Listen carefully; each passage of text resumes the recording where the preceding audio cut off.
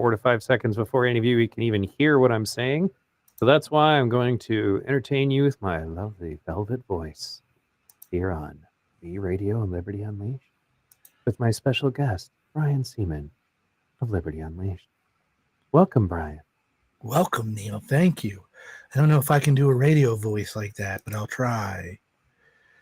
You should, though.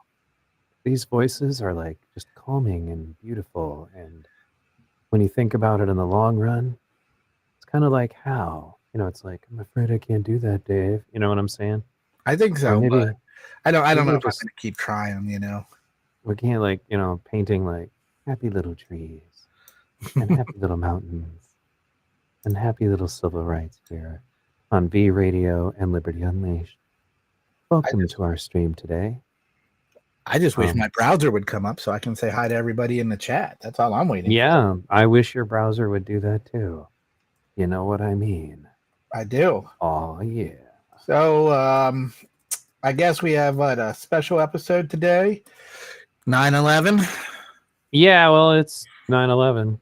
You didn't give me time to queue up the Family Guy episode when what's her name, Lois, ran for mayor and she wasn't doing good, and then all of a sudden, I guess Brian or something gave her advice, and she went up to the mic, and every time somebody asked a question, they'd be like, "What are you going to do about the economy?" And she'd say 9/11, and everybody'd start cheering. And 9/11 is bad.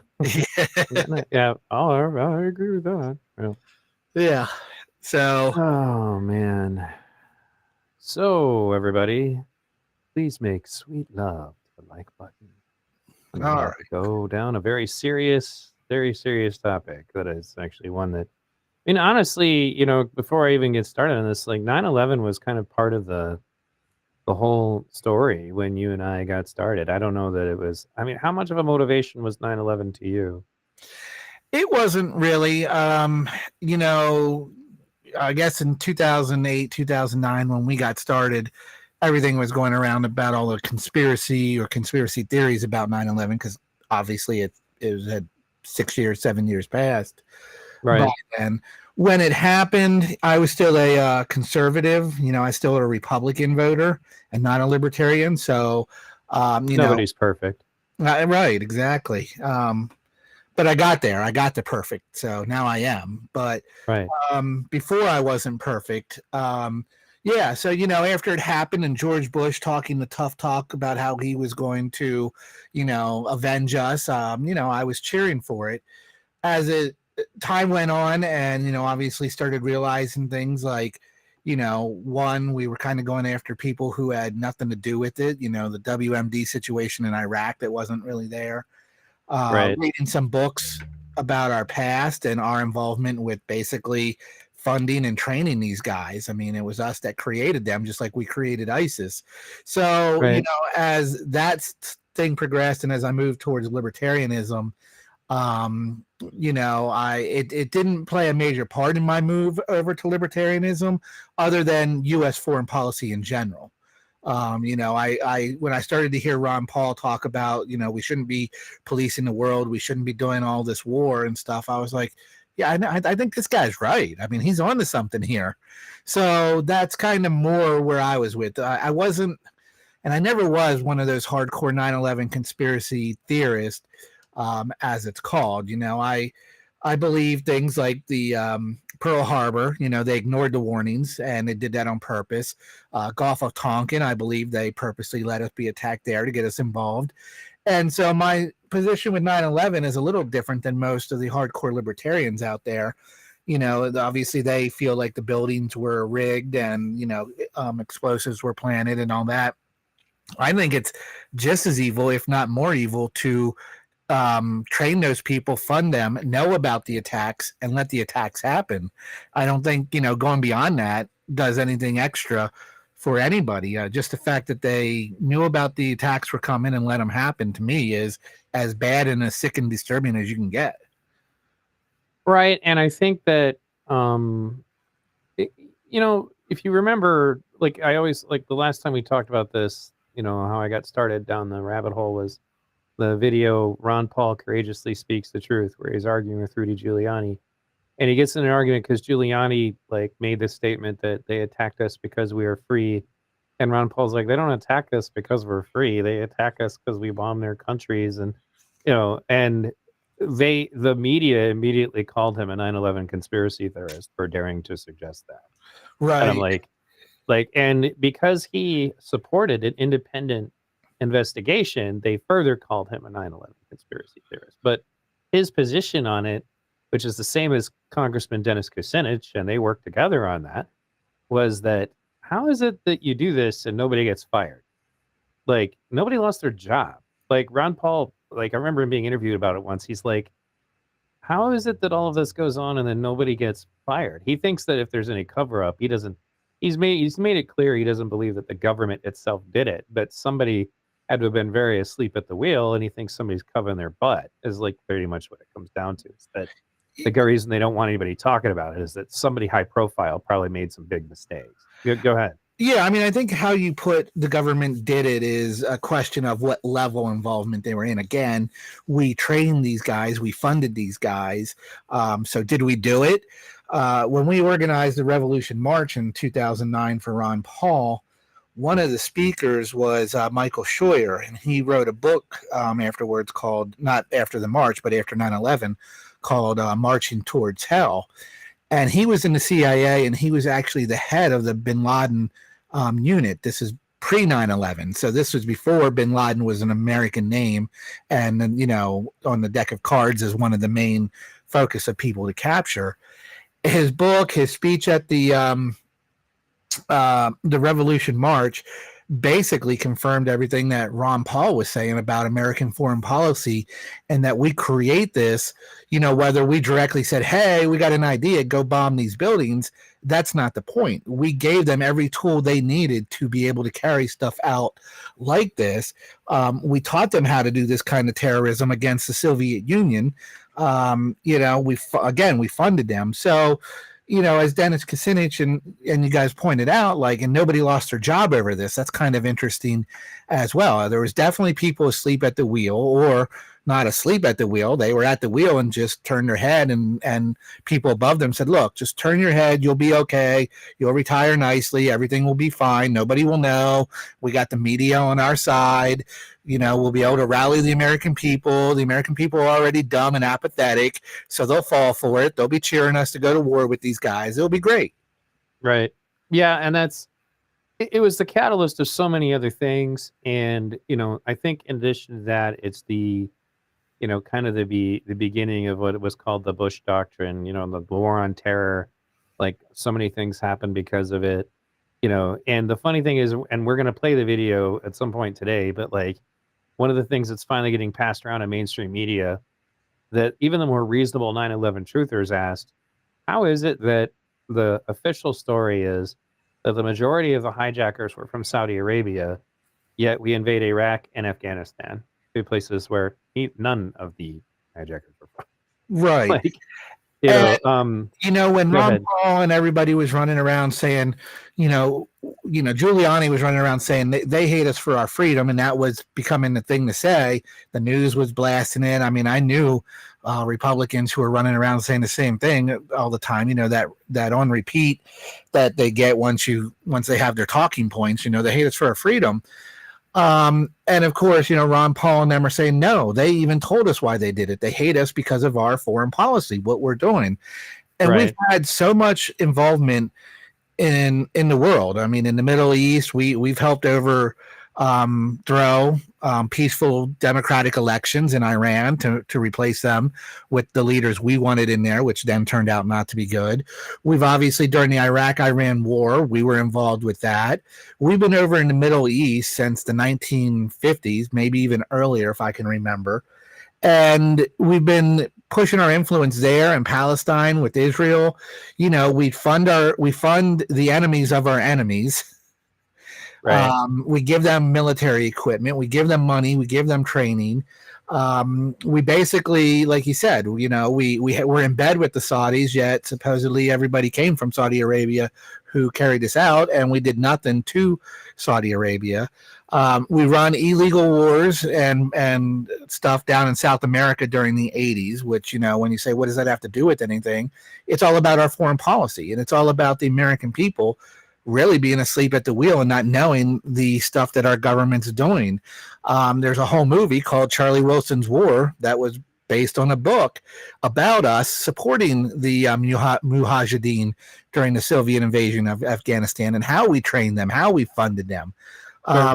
And this was all done at that time in secret because, they said the American people wouldn't be happy with our involvement. So they were just like, well, we'll get involved. We just won't tell anybody. And they keep that kind of stuff secret. So, this whole, they hate us for our freedom is kind of like hard to sell if you're looking at history and you're looking at all our involvement around the world, particularly in the Middle East and what we've done out there.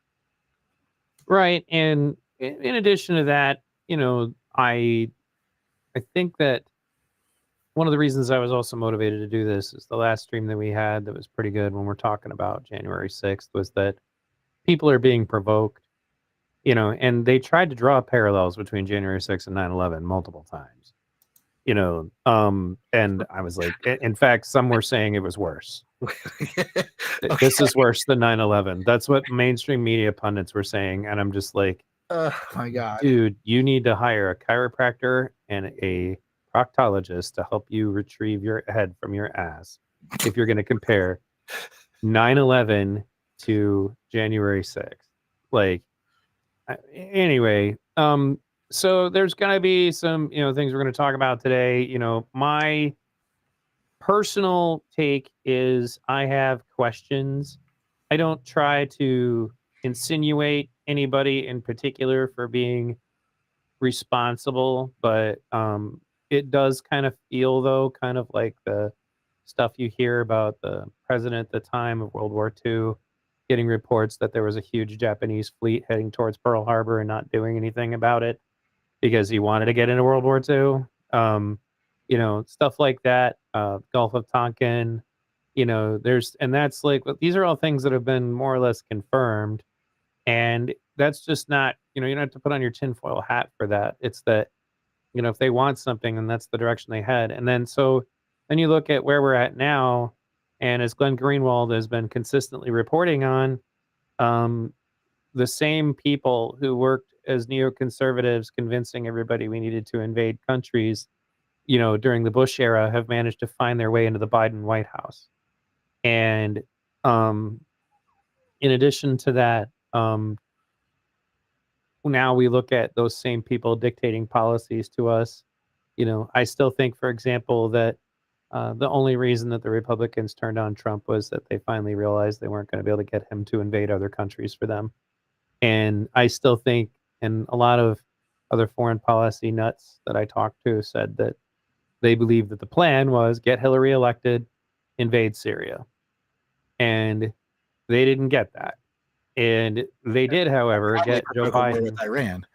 What's that? And probably try to provoke a war with Iran. I don't think it's that's been a big one for quite a while. Right. And it's, as Gravel always pointed out to me, he's like, well, I'm glad I got rid of the draft because that one will be a very different situation. And, they would need a draft to put boots on the ground in Iran because invading Iran is very different because it's surrounded by mountains. You can't just roll tanks in there. It would be a very different affair. But that's why they would need a huge force to be able to do it. But anyway, so like getting into some of the videos that I had picked today, just to kind of like take people back in their minds. What I was saying is that the reason I was bringing that up is that they're going to need another 9/11 to justify their next war on terrorism. And with all of the rhetoric towards domestic terrorism right now, I would be paying very close attention to things that happen over the next, say, 5 to 6 years, because they don't have enough yet. And I urge my conservatives in the audience to remember you're being provoked. They want you to do stuff. And I think, what were you going to say? Well, I think the only parallel between January 6th and 9/11 is that we still know that the news media can put up these talking points that they want you to say or believe, and that the American people, portion of them, will still run with those talking points. I mean, the fact that everybody's still running around calling January 6th this insurrection and this overthrow of our peaceful transition, of election. And so I think we haven't learned anything. I was thinking the internet and independent media might have changed some things from 9/11 till now, but I think January 6th has proven otherwise. Additionally, looking at Twitter today throughout all this, a lot of people are coming on and saying, this isn't a day to talk politics. This isn't a day to blame this person or that person. We just have to remember and keep in mind all those who died on 9/11. And while obviously we have our hearts go out to the family and everybody who died on there and the family members of those who had died during 9/11, all the damage done after 9/11 because of what the government did in their foreign policy, the soldiers, the people in other countries who have been bombed the hell out of. I think, one, we need to remember them too, not just the people who died on September 11th, but to tell us that this isn't a day to be political and not to blame this person or that person. I have to call bullshit on because this was a political event. And Yeah, you can't tell me just because 3,000 people died on this day that I'm not allowed to talk about something and blame somebody for it. That's the whole point. 3,000 people probably wouldn't have died on that day if our government wasn't the bullshit operation that it is. So, Right. I'm not going to keep politics out of this, and I'm not going to keep finger pointing out of this because that has to stay in our minds too. People are going to continue to die as long as we let our government get away with the shit that it does. Right. Well, I don't disagree. So this video here is like 18 views of the plane impact on the South Tower. And it's just from random people. And I think it honestly kind of captures things in the raw, of where, like what it was like to be there when it happened.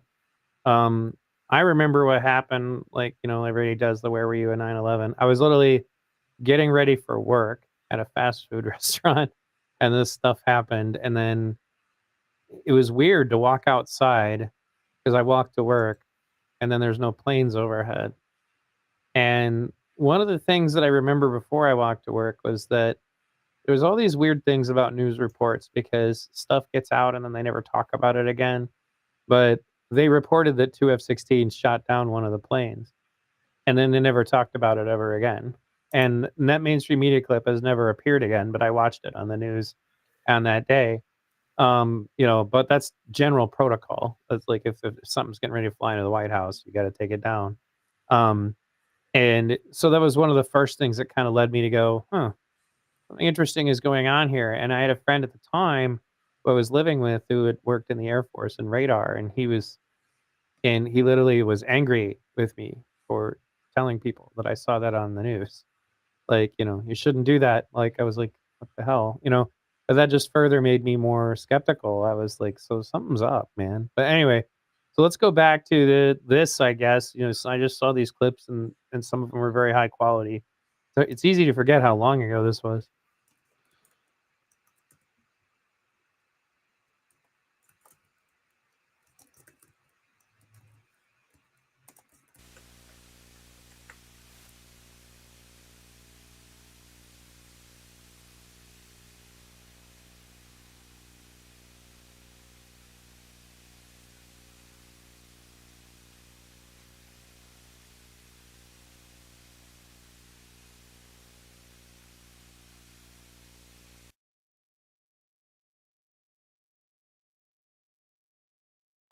There's another one. I'm taking a look. Oh! Oh my God! Oh jeez! Oh my God! Oh my God! Another plane just went in. Another tower. Oh my God! Wow. I'm across the river. That's Oh my God! That plane circled me.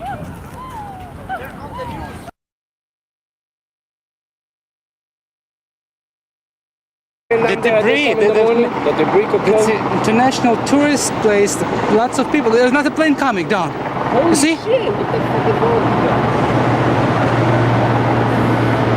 Boom! Oh man! What the fuck's going on? wow. Oh shit. Wow. Do you see this aircraft? I've got it That's terrorist shit, bro. That is it. This is terrorist. That's terrorist. This is terrorist. Shoo! You saw that plane went in through? So it's like an important point to point out that one of the reasons why the second tower was such an impactful moment for people was the first one. Okay, was that an accident? Like, you know, that's what's going on in your head. You know, totally possible for something bad to happen. But then when another one hit, it became abundantly clear extremely fast that, okay, no, this isn't an accident. This is an intentional series of events. Did you want to say anything before I hit play? We'll go through this and then I'll comment on that, you know, because it's part of the story of where I was and what I was doing when September 11th happened. And while we're at it, it'd be nice to know everybody who's listening, if they want to get in the chat and tell us where they were at and what they were doing. Oh, yeah, good when idea. September 11th happened. That'd be nice to read. Yep, for sure.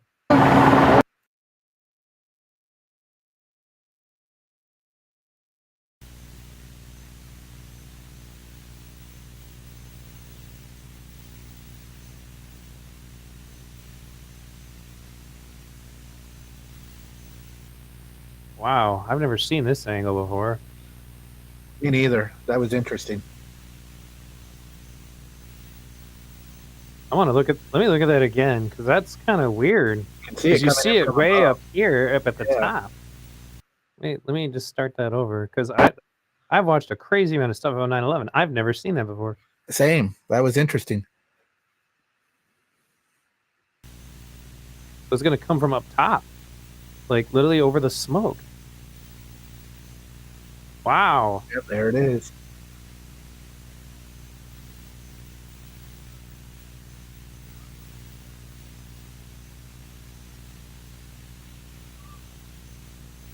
Huh.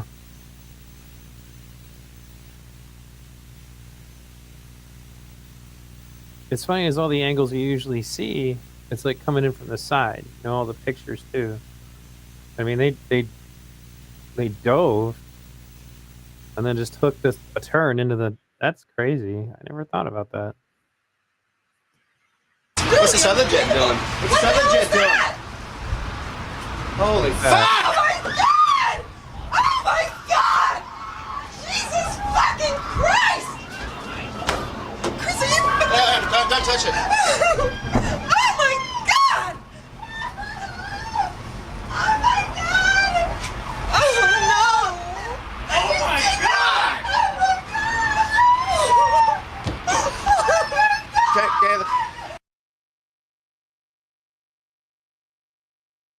But like in contrast to the one we just watched, dude, that's what's like.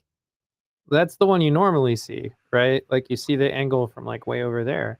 And then when we watched that one before, it was like coming from up and then curving in. That's why that was so weird. I've never seen that before.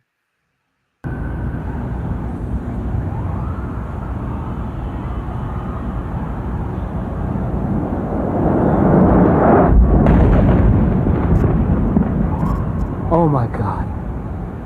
Oh my god. Oh my god.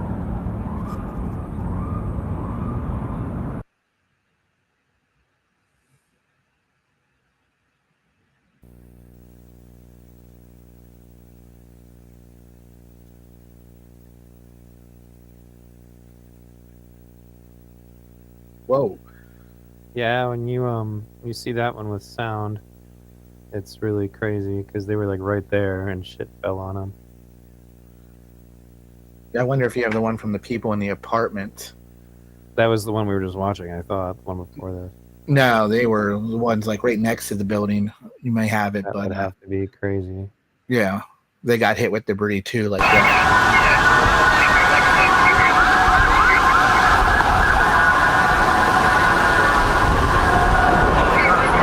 So again, coming in from the side, like that other one was like from way up and around, then bang, like a curveball. But this one. Oh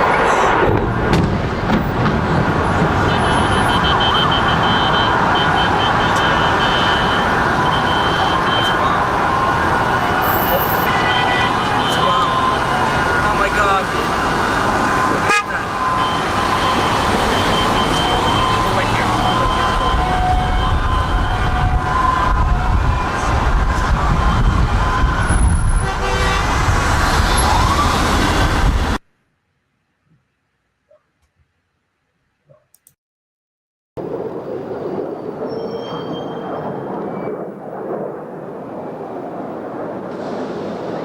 Wow. Holy shit! Holy shit. Right.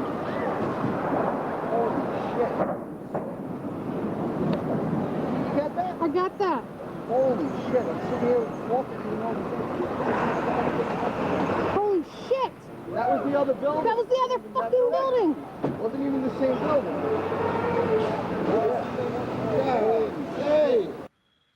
Yeah, and obviously, a lot of footage. I probably don't have to tell everybody this, but obviously a lot of footage of the second building, because by the time the first building, nobody expected the first building, so everybody got recording. Then by the time the first building was hit, you know, the building got hit, people pulled out their phones or their cameras and started recording, and that's why we see a ton of footage of the second building getting hit. Right, because at that point everybody's looking at it. Yeah, Right. that's a really good point.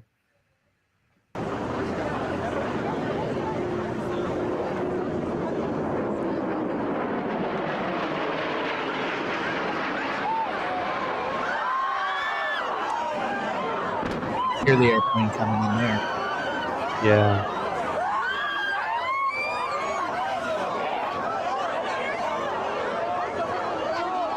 Imagine how surreal it would be to be one of those people we hear screaming right now. You know, like, because again, the realization in that moment is, nope, this is not an accident. Yeah, that was crazy to hear the airplane overhead before it hit. Yeah, that is pretty messed up.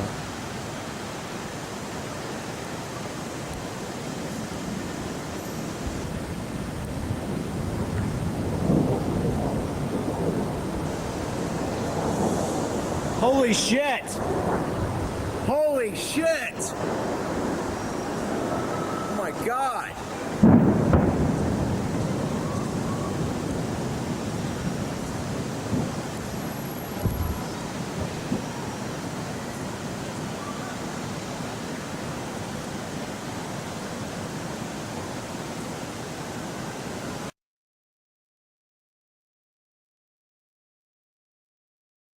We are simply not close enough right at this point. We are following the smoke in the air right now. There are several boats and watercraft, as we can see, in the river right now. We'll try to get a better vantage point and see what we can see on the ground. It's a little difficult from the air because the buildings kind of shadow the streets, but no doubt a lot of activity on the ground right now. Oh, there it is. Coming from there.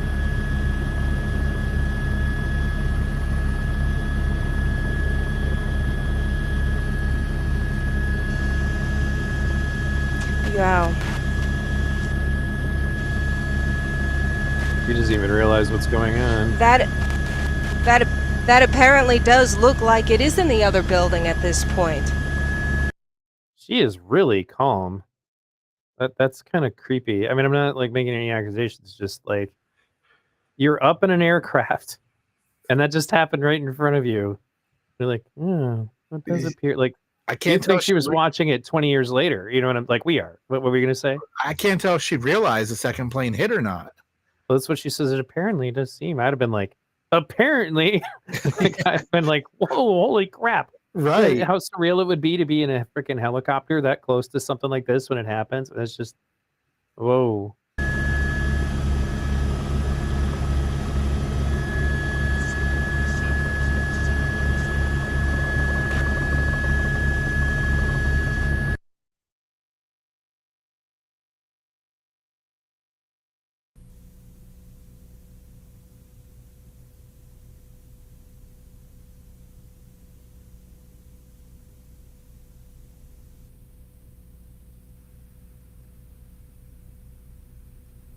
You can't even see what hit it from that angle. It was from the other side of the building.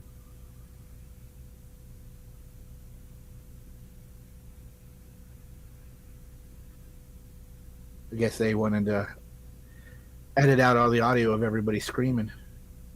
Well, if it's an NBC video, you have no idea if they like these ones on the ground though, like the amateur ones. What this one's like. Wow, that's clear as day. Oh wow. Holy shit! Holy shit! That was really clear.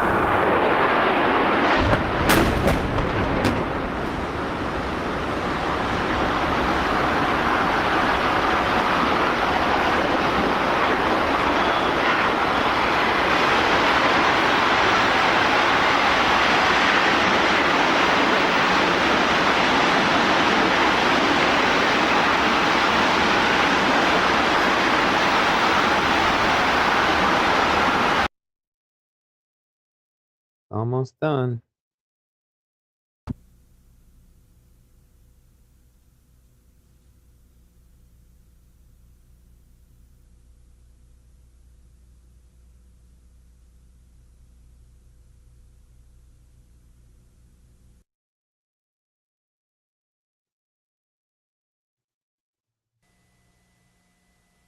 There's a helicopter up there. Oh, That must be the lady who wasn't really like emotional about the. right. Yeah. So A lot those of them are all the. fly that big bird fly past. Yeah, no kidding. The birds are like, man, what are the humans up to?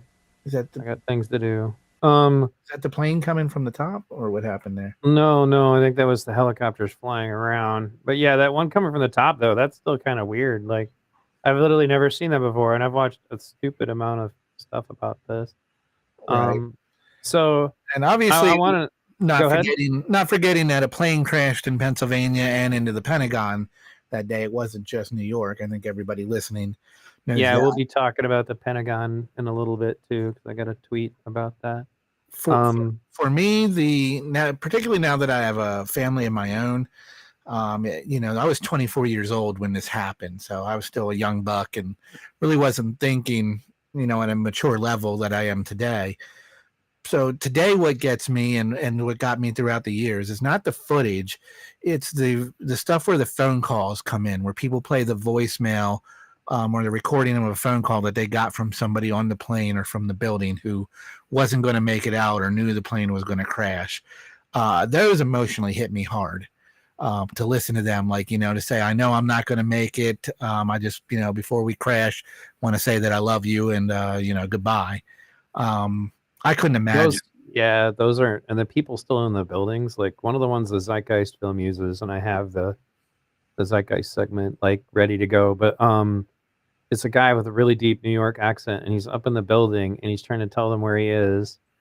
And he had told his wife he was already out of the building or was on his way out. So and then anyway, he screams when the building starts to come down. And on that moment, that audio clip is stuck in my head. And I think about it all the time when this subject comes up.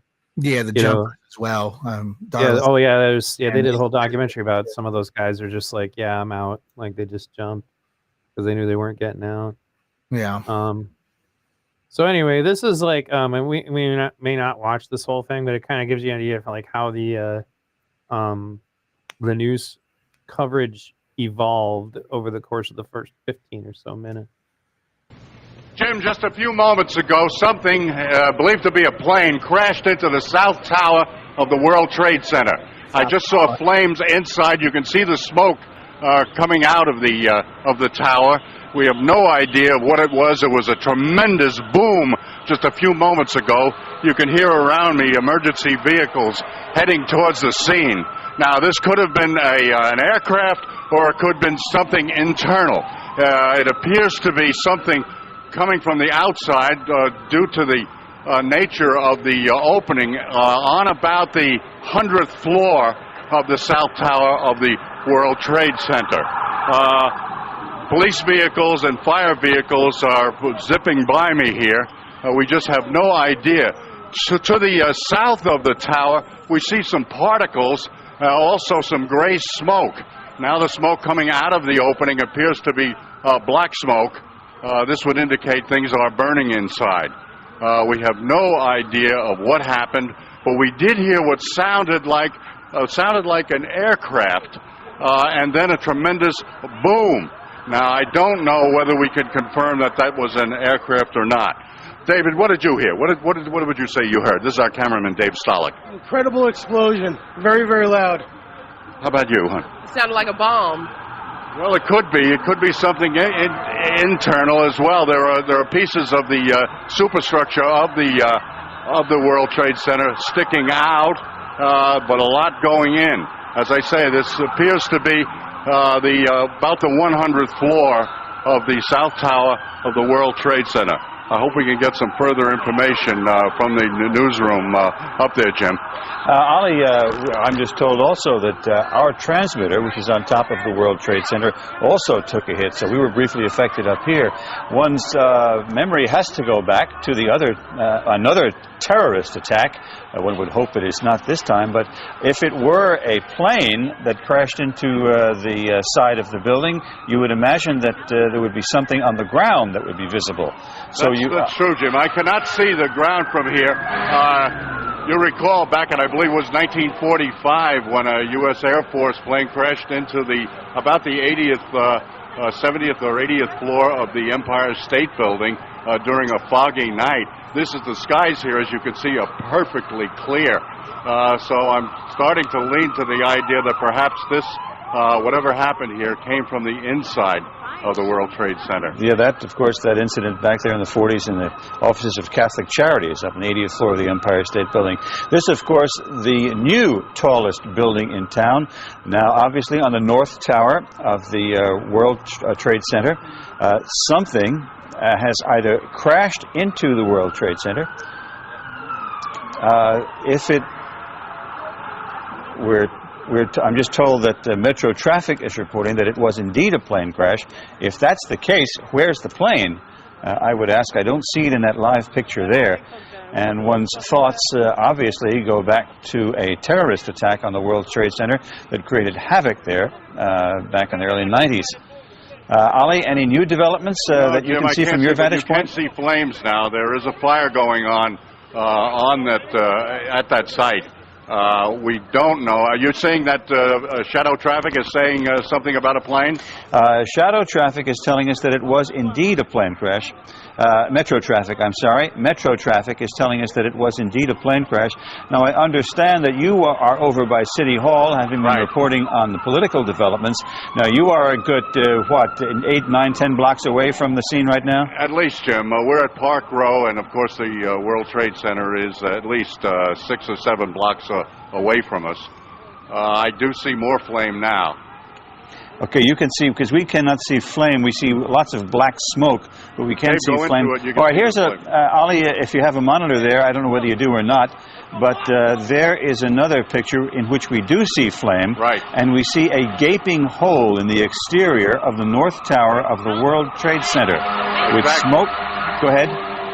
That's the south side of the North Tower of the World Trade Center. If this indeed was an aircraft, this has not been confirmed, it was heading south over Manhattan. And I did hear some kind of a screech or some kind of a wail before a tremendous boom. I first thought it was a plane. Then I looked at what was going on here and saw that perhaps it was internal rather than external, but we'll have to wait for official confirmation on that. Emergency vehicles, as you know, Jim, are really pouring onto the scene. Sure, we can hear them in the background as you're reporting to us. Now, once again, what time was it, if you can recall, Ali, when this took place? We were right into the commercial break, and it was about a minute and a half before we came on, Jim, so work it out. All right, Ali. Now, I'm told by the control room that we're obviously trying to talk to people in that neighborhood who have been a little closer to it than you are, Ali. Do we have any people to talk to? Sure, we've got some people here walking away. Excuse me, sir. Did you see what happened? All right, go ahead. Yeah, I saw something. It's something like bomb and... Did you see anything hit the building, or did it come from the building? That's the bomb, I think so. That's the Something bomb. hit the building? Yeah. All right, thank you. All right, we got some other people. They're all rushing away from the site. Don't blame him, especially that fellow with a little girl in his arms. Did you see what happened, sir? Did you see what happened? What happened? Well, I was in the PATH train, and there was a huge explosion sound. Everyone came out. A large section of the building is blown out, around like the 80th floor. Was it hit by something, or was it something inside? It was inside. Because it looked out. Everything was coming out. All the windows were coming out. All the papers were What is on the sidewalk? I didn't see anything. So they're talking about stuff coming from inside and going out, which is there's all kinds of weird conversation about that, and the Zeitgeist film goes over it too. That there were people who were in the building that said that there was an explosion down at the bottom, like in the lobby area. So we'll get into that later, I'm sure. It's just you got to like filter through these because she's definitely saying that the plane hit it. We all know a plane hit it. There is footage of it, of the first plane. Nowhere near as much, but like still. Did you have a comment before I go on? No, but it in recollection, watching the news like this, it definitely seems like it gives the lead in for the what was that video that came out afterwards, Fahrenheit 9/11 or whatever, the big video. Fahrenheit. Well, there was Loose Change. Loose Change by those kids. Fahrenheit 9/11 goes over how like Bush was literally sitting in a classroom when they walked up and told him what had happened, and he didn't do anything. Right. He didn't go anywhere. Yeah, these initial news reports right now, because the second plane didn't hit, kind of makes me feel like this is where things like Loose Change got their idea to start at, and the conspiracy started with it. Right, and it is really surreal, like going back and watching these, just to kind of get an idea, but also like just how a story evolves. This was a different age. Like it was like people kind of had cameras, but nowhere near as many as they do now. Like it always makes me think, for example, about how the Kyle Rittenhouse incident would have went down if people didn't all have a video camera everywhere they went. That trial would have went very differently for sure. Even with the video cameras, you still can't get people to see it the way it really went down. Yeah, that's a fair point. Well, no surprise when any other event happens that way. Right. Well, let's keep going. Were there any people hurt, do you know? I just ran, and everyone in the pass train just ran. I don't know if anyone was hurt, but I assume they were because the windows were all blown out. All right, thank you.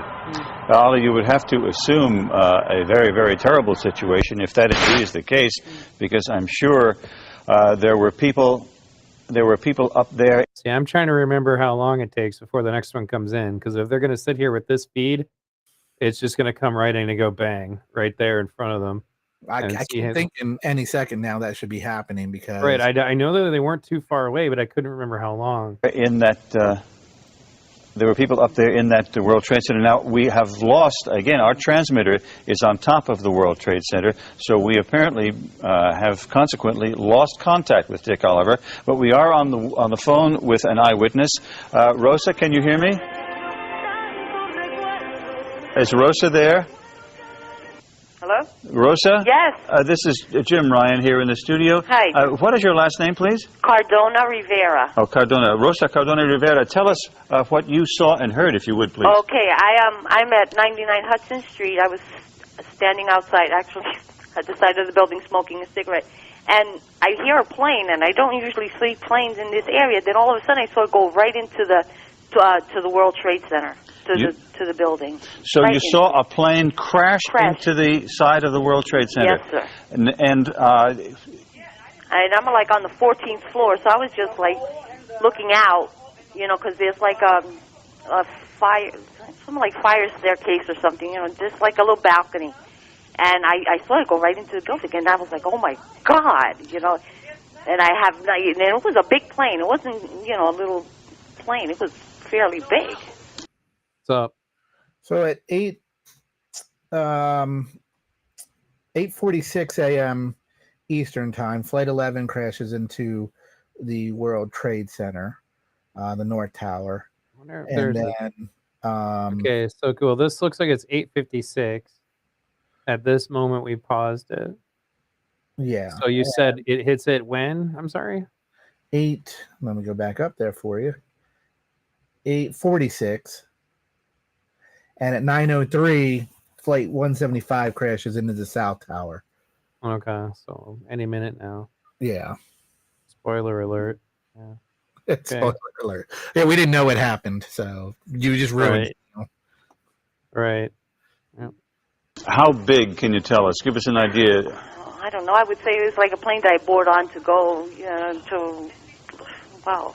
So this wasn't just a small Piper Cub or something that had gone the wrong way, and of course, we would the weather, I take it, where you are is just about picture perfect. Picture perfect, yes. It's very clear outside. So there would be the suspicion then that anybody who would drive a plane smack into the middle of the World Trade Center would have done it on purpose. It would seem that either that or they lost control, but I can't see something like that. I mean, it was like right into the building. So, you know, and it was coming low.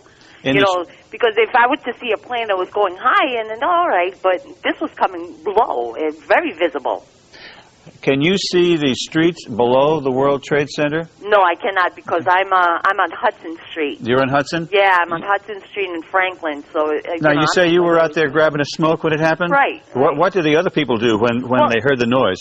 Well, there was nobody. I'm up on the 14th floor. Oh, you were on the 14th floor. Yeah, I see. So I'm not street level. I was up on the 14th floor, and I was just like looking out, just watching the scenery. And when I saw the plane. All right, Rosa, thank you very much. Talking with eyewitness Rosa Cardona Rivera on the 14th floor of a building very close to the World Trade Center in Lower Manhattan. And once again, Dick Oliver was on the scene down at City Hall reporting to us. However, our transmitter is located on top of the World Trade Center building, so that apparently caused our picture from that remote to just go out on us. But once again, yes? I was just saying, I can imagine what the people there must be going through, given what happened there a decade ago. Yes, Dave? Well, a couple of things. Number one, if it indeed was a plane, the FAA or the control towers at one of the three major airports should have record of what's in the area. Sometimes they do vector planes around the southern tip of Manhattan. We might want to get a hold of Nick Gregory, who's a certified pilot and, again, flies through the area pretty regularly. Number two, even though planes typically are not that close to these buildings, with the possibility of anything from engine failure to hydraulic failure, you lose control of your ability to control aircraft. You can see right now probably police helicopters hovering right around the towers, but again, wind speeds at this point not tremendous at all. Flying conditions near perfect. And of course, they would have to, under ordinary circumstances, have filed some sort of a flight plan. If it were a plane that, and it apparently, according to the lady we spoke to, eyewitness just a few moments ago, she did see a plane go in there. Now, I'm told that it may be a twin-engine plane that simply smashed. It looks like it went head-on, smack into the World Trade Center building. One could only expect, given the weather conditions, given looking at that picture live right there, that it went smack inside the World Trade Center. And if that is the case, I'm afraid we've got a tragedy on our hands. We've got something coming across the wire here, James, but actually it's nothing more than what you've already been reporting. Witnesses report hearing a huge explosion. Yeah, well, we're looking at, there's no doubt there was a huge explosion and fire. Lots of black smoke coming from that building. Black smoke, again, would indicate that the fire is nowhere near under control. I expect they have sprinkler systems in there. Jim? 1 second, Dave. I'm told we have a witness named Jim on the phone. Eyewitness. Jim, are you there? Yes. Jim, what's your last name, Jim? Last name's Friedel. Jim, tell us what you saw, if you would. Well, I was looking out the window, and normally you'll see planes kind of flying low over the Hudson, but this is a large plane. It's something like a 727, and it was banking, and the only reason I kind of looked at it is because I thought it was rather low. Banking very hard, and then it just drove right through the World Trade Center tower. What's your vantage point there, Jim? I am actually across the Hudson in Hoboken, but I have a clear view right at the World Trade Towers. Now, it did seem to you that it was done on purpose? You know, I don't know if I can say that, but it was a very odd type of turn. It was headed directly at the building. So 3 minutes and counting. Whether that was on purpose or not, I can't tell. I don't know if he was trying to avoid or they were headed for it. Describe that turn for us, would you? Was it particularly heavily banked? It was pretty heavily banked. Maybe 45 degrees. Again, hard to tell. It was kind of unremarkable because you do see planes fly through here. It was a large plane, like a 727, and that's the only reason I kept looking, and then it went right into the building. I just thought it was going to follow the river and keep on going, but it didn't. Now, after the plane struck the building, from your vantage point, it apparently went directly inside. That's correct. And if that's the case, my goodness. Yeah, actually, as the impact occurred, you could see debris flying out the other side. So it apparently went right through the. We're looking at a live picture of the building right now, Jim. And I wonder if this video. What would you say that was? The video is only 15 minutes long. I wonder if it's even going to show the second impact. If it's not, then we can basically be done. But one of the things that's interesting looking at this is that it reminds me of when we were covering the Daryl Brooks stuff for my channel, and this guy calls in to say it was a black guy with dreadlocks. You know, this is for the Waukesha Christmas Parade massacre. And then he didn't realize he was on live television at the time. So he was literally being broadcast. He's like, you realize we're on live right now? He's like, oh, really? You know? But let's see, does it? I don't know. Okay, looks like, oh, it looks like it's going to end right there. So Looks go like ahead it and, shoots the second one hit. yep, it shows it, and then the video like ends. So we'll just go watch that. As you last look piece. at the picture from our chopper now arriving at the scene, Jim Friedel in Hoboken said it appeared to bank sharply and smash directly, perhaps purposefully, into, oh my goodness. Oh, God. There's another one. Oh my goodness, there's another one. This seems to be on purpose. Oh my goodness, now it's obvious, I think, that there's a second plane just crashed into the World Trade Center. Man, I wish they had kept that going. Some things were getting interesting as far as like getting people's reactions. Yeah, right. But you know, so but again, it's interesting to watch as like they're all surmising, like they're trying to come up with some kind of like theory, and then at that point all of the ideas about it being an accident just fly out the window. Right. Yeah. So yeah, I remember I lived in Albuquerque at the time, and I actually sold. We were retailers for Dish Network and DirecTV, so we sold the satellite systems and installed them. And I was just getting out of bed, and my phone rang, and it was my friend / office manager, and he said, you know, turn on the TV. I was like, you know, why, James? Why are you calling me this early? He said, just turn on the TV. And I said, why? And he said, a plane hit the Twin Towers in New York. And I was like, okay, it's a big building. I'm sure planes hit it all the time. I probably said something like that, like planes hit it all the time. And he goes, no, I don't think this is it. And I went and turned on the TV. We have demo boxes when you're a reseller, so we get all the channels. We even had the foreign channels like Al Jazeera, Al Jazeera, not American Al Jazeera. And so I turned on the TV, and I have him on the phone, and literally as I get the TV on and we're talking, we're both like, holy shit, a second one just hit the building. And at that point, we both started saying the same thing, like, this isn't no accident anymore. This is a terrorist attack. So, you know, without the news saying we think this is a terrorist attack, we were both like, there's no way two planes are an accident. And, you know, the decision, we had debates on whether we were going to open the store that day or stay home. They were, of course, telling everybody, you know, because of the other planes going down at that point, you know, to stay home. They don't know where else or what else is going to happen. We did open our store that day, and because of the way New Mexico is and how it, you know, there's a lot of non-city area. It happened to be one of our busiest phone call days of everybody wanting to get a satellite system so they could get the news and find out what was going on.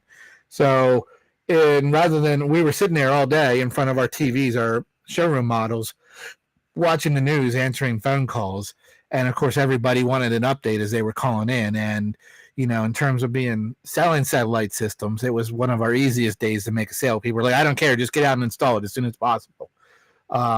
So, you know, we were scheduling them as quick as possible to go out and install them. But yeah, I got woken up out of bed to somebody telling me a plane hit the Twin Towers, and I was brushing it off because I was like, yeah, it's a big building, you know, plane's going to hit it. It happens.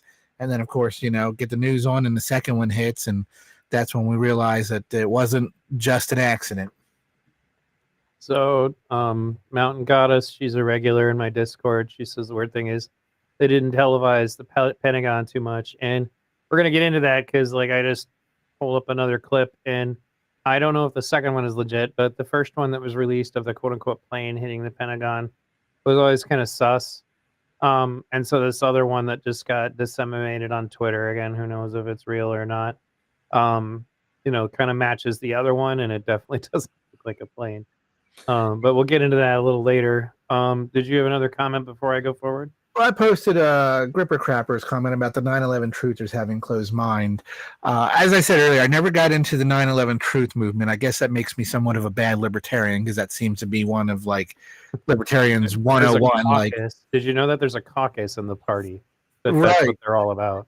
Yeah. And when we were organizing events for Ron Paul would not come and do one of our events if we were going to make it a 9/11 a truther event. So we had, particularly for Paul Festival, a lot of, and even Revolution March, we had a lot of infighting on the board of directors about speakers and making it a 9/11 event because, of course, many libertarians wanted to do that.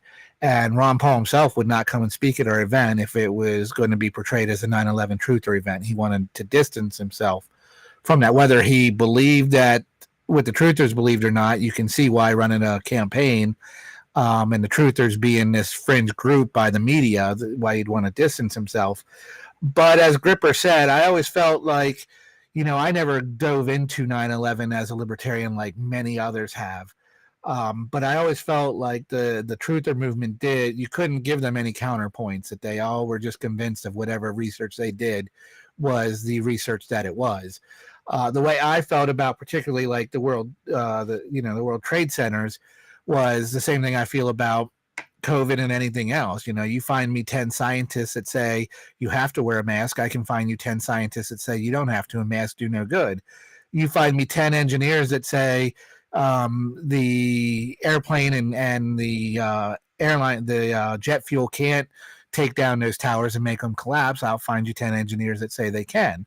So, with the internet and everything going on today, particularly with video editing, to tell the truth from the bullshit becomes very difficult. And I myself try to keep an open mind and not join one group or another and say with absolute it was an inside job, or with absolute there's no way it wasn't an inside job. My position has always been the government had some involvement. They knew about it and let it happen. Obviously, as I said earlier, the foreign policy of training these guys and funding them has been part of it. So, what level the government's involvement, I don't fully know, and I don't know if we'll ever fully know. But yeah, I mean, well, when you're talking to Gripper Crapper, that guy will go on for 3 hours about how there was weapons of mass destruction in Iraq. So take it.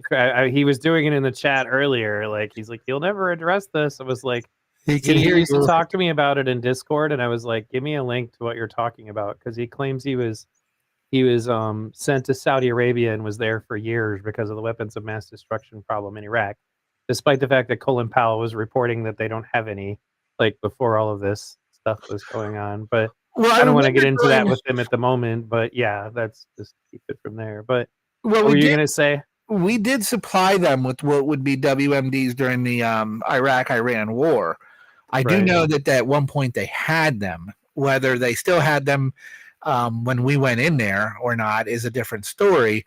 But I still don't think it's the basis. I mean, it sold it to the American people, the war. Like, we're like, oh no, weapons of mass destruction, I guess we got to go take this bad guy out. Whether they had proper delivery systems, functionality to use them right, or even had any intention of actually using them, it has never been clear on that. I mean, it was just like, well, they have them, so we have to go there and bomb them. That's how it was essentially sold to us. Yes, at one point they definitely had them. Whether they got rid of them before we invaded, meaning not because they thought we were going to invade, but they just were like, we don't need these, we're not going to use them, or not, I don't know the full details on that, but I do know we supplied them with them, particularly during the Iran-Iraq war. So, they did have them. What their intent was and how long they had them for, I can't speak for that. All right. So when you talk about closed-mindedness, that's another thing. Like, if you remember, we mentioned with some of the previous streams, is that we're now to the point where you sound conspiratorial. Is like, it's just thrown around left and right. Like, and it always comes back to that clip from George Carlin saying, like, why is it so unreasonable to believe that wealthy people might get together and have a plan? it's unreasonable to think everything is conspiracy, just like it's unreasonable to think that nothing is conspiracy. Like, that's the notion. Yes, people do collude sometimes towards, common ends. That happens in every human interaction, but this next video, I think, breaks it down. And one of the things that really I feel has changed, is that people are now a lot more willing to talk about it than they used to be. And so for a couple of years on my non-political Facebook, I would post this video because it's very short, and I think that it's played in such a way that it's kind of lighthearted, and breaks down a lot of the basic problems with the story. So here we go. On the morning of September 11th, 2001, 19 men armed with box cutters, directed by a man on dialysis in a cave fortress halfway around the world using a satellite phone and a laptop, directed the most sophisticated penetration of the most heavily defended airspace in the world, overpowering the passengers and the military combat-trained pilots on 4 commercial aircraft before flying those planes wildly off course for over an hour without being molested by a single fighter interceptor. These 19 hijackers, devout religious fundamentalists who like to drink alcohol, snort cocaine, and live with pink-haired strippers, managed to knock down 3 buildings with 2 planes in New York. While in Washington, a pilot who couldn't handle a single-engine Cessna was able to fly a 757 in an 8,000-foot descending 270-degree corkscrew turn to come exactly level with the ground, hitting the Pentagon and the Budget Analyst Office, where DoD staffers were working on the mystery of the $2.3 trillion that Defense Secretary Donald Rumsfeld had announced missing from the Pentagon's coffers in a press conference the day before, on September 10th, 2001. Luckily, the news anchors knew who did it within minutes. Osama bin Laden. The pundits knew within hours. Osama bin Laden. The administration knew within the day. Terrorists who committed these acts and those who harbor them. And the evidence literally fell into the FBI's lap. That a hijacker's passport was found blocks from the World Trade Center crash site, if you can believe that. But for some reason, a bunch of crazy conspiracy theorists demanded an investigation into the greatest attack on American soil in history. That investigation was delayed, underfunded, set up to fail, a conflict of interest, and a cover-up from start to finish.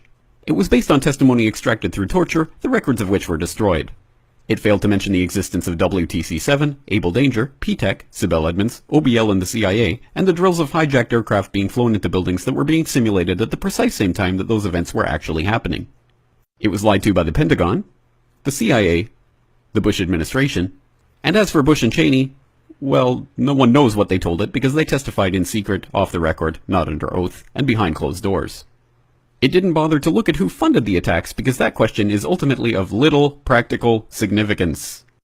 Still, the 9/11 Commission did brilliantly, answering all of the questions the public had, except most of the victims' family members' questions, and pinned blame on all the people responsible, although no one so much as lost their job, determining the attacks were failure of imagination. Because Nobody in our government, at least, and I don't think the prior government that could envision flying airplanes into buildings. Except the Pentagon, FEMA, NORAD, and the NRO. The DIA destroyed 2.5 terabytes of data on Able Danger, but that's okay because it probably wasn't important. The SEC destroyed their records on the investigation into the insider trading before the attacks, but that's okay because destroying the records of the largest investigation in SEC history is just part of routine record keeping. NIST has classified the data that they used for their model of WTC-7's collapse, but that's okay because knowing how they made their model of the collapse would jeopardize public safety. The FBI has argued that all material related to their investigation of 9/11 should be kept secret from the public, but that's okay because the FBI probably has nothing to hide. This man never existed, nor is anything he had to say worthy of your attention, and if you say otherwise, you are a paranoid conspiracy theorist and deserve to be shunned by all of humanity. Likewise him, and her. And her, and her, and him. Osama bin Laden lived in a cave fortress in the hills of Afghanistan, but somehow got away. Then he was hiding out in Tora Bora, but somehow got away.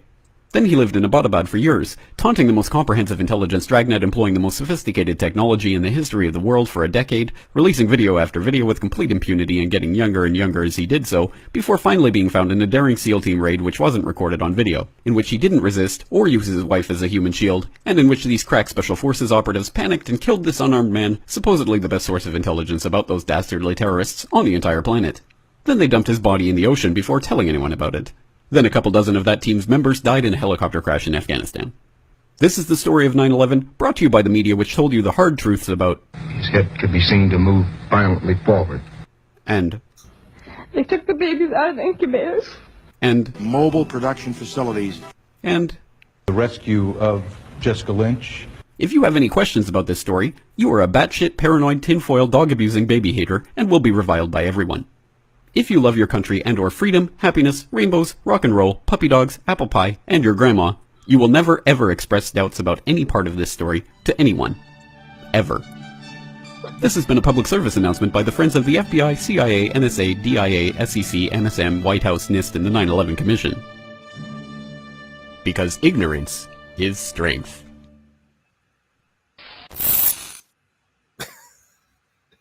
And I didn't pick the ending of the video, but it is appropriate. So, the part about the passport, I had forgotten about that. Yeah, I So did too, actually. But I did remember the billions Donald Rumsfeld claimed to have been missing. Yeah, he literally, like, and you can see that press conference is available. You can watch it, and he's Yep. talking about it like literally like right before that. When You know, I but made the the, passport to me is like really like, because you have to remember this is supposedly so hot that it just incinerated everything. Yet a passport makes its way to the ground, and the FBI find it somehow. And to me, it's always been kind of mind blowing. Yeah, there's certain parts of that just, you got to question without a doubt. I mean, I'm not saying don't question it. I never said don't question it. My whole point is to keep an open mind on it. So, there's holes in this story. But look, I mean, if you watch the movie Sully about the guy who landed the airplane in the Hudson, every time these guys do an investigation, they already go in with the bias, whether they're for or against something, and they try to make their investigation prove their bias. So, that's going to happen with the 9/11 Commission. It's going to happen with anything, particularly since government is never going to admit that they're at fault for anything. There's no time in the history that I remember where the government comes up and says, sorry, that was us. We're to blame.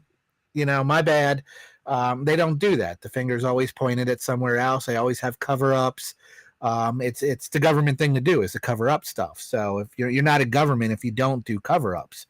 And, so again, not a 9/11 truther, but I'm not saying that our government wasn't involved with all that. But yeah, when I was making the music video, this is the time for a shameless plug for everybody to go over and subscribe to Liberty Unleashed channel. I was making music video to Rebel Inc. Do you remember that band, Neil? I think so. Okay, yeah, go ahead. They sounded like Rage Against the Machine, but they were really popular with the Ron Paul movement. They were big Ron Paul supporters. So I made a music video for them called "A Time to Kill," and that was the name of their song. And through that, I have footage going on because the song's premise is that those in power, they don't give a shit about our lives whatsoever. And I use footage of Donald Rumsfeld talking about that billions of dollars being missed, and Right. So it reminded me of that.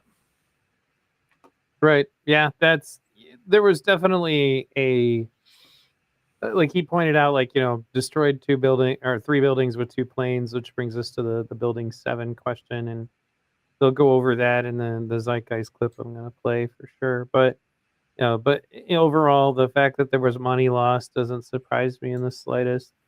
But so before we get into like any of the longer ones, I think I'm going to go ahead and show the one that, like, somebody just put out a video clip of what looks like the Pentagon being hit, and I'm going to compare it to the official one that was released just for the sake of conversation. And again, I cannot speak to the validity of, or rather the genuine nature of this video, but I'm going to do my best. So we're now entering, what is it, I'm going to forget his name, Overlord DVD, the rumor zone or whatever. But it makes sense to me because it also matches with the crazy video that they have of something that very much does not look like a plane hitting the Pentagon.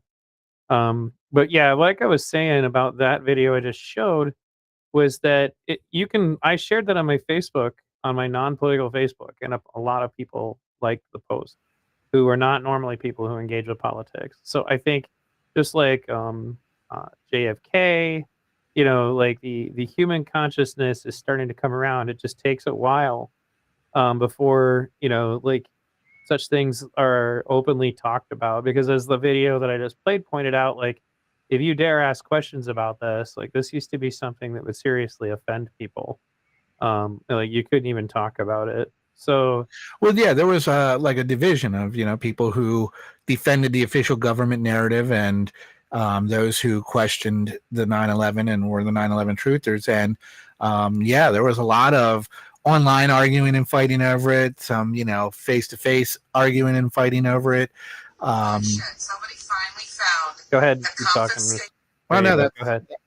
I'm just putting it up while we talk.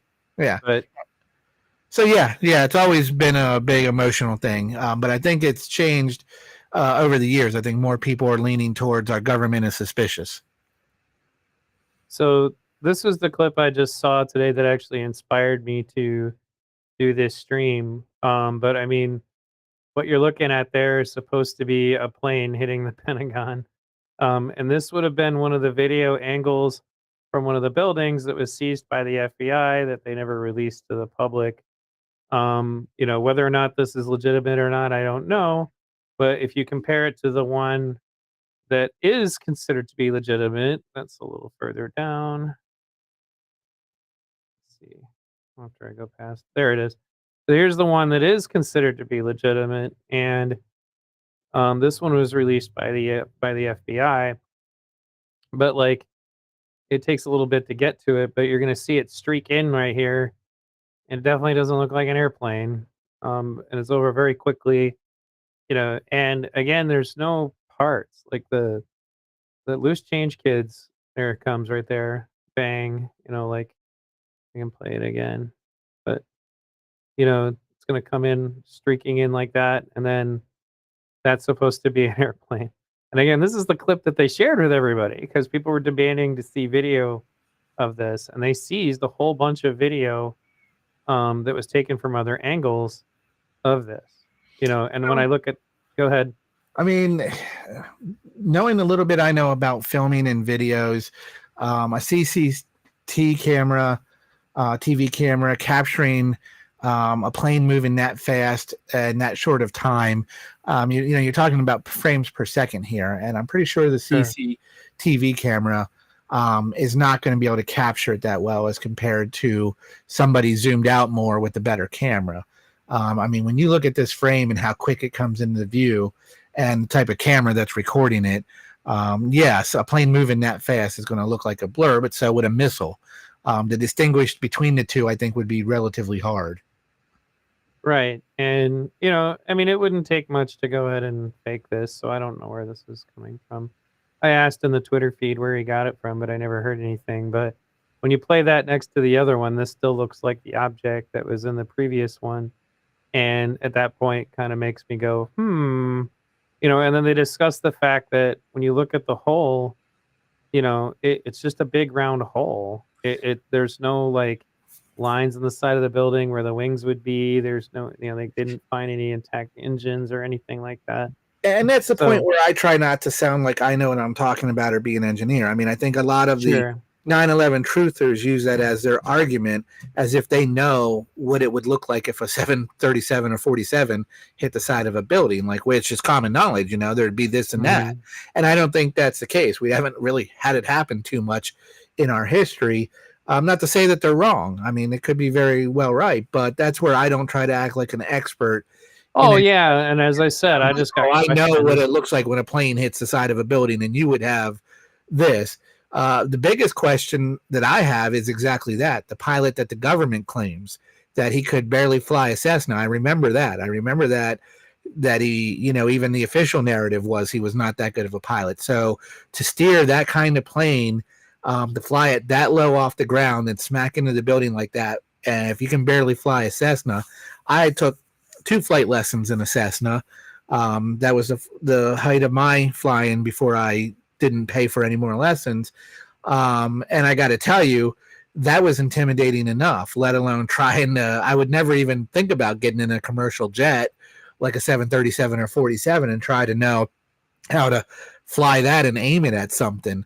So, you know, if I was going to question anything, it would be the narrative about the pilot being able to maneuver that kind of plane to fly it that low off of ground and not crash it before he hit the building. That would be what I would question. The hole in the building and the way a plane would hit it and what kind of hole it would make.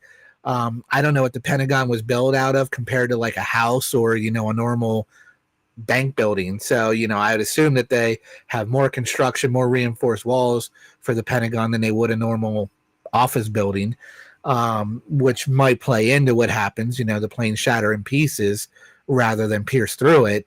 But again, it is still questionable. I wouldn't deny that.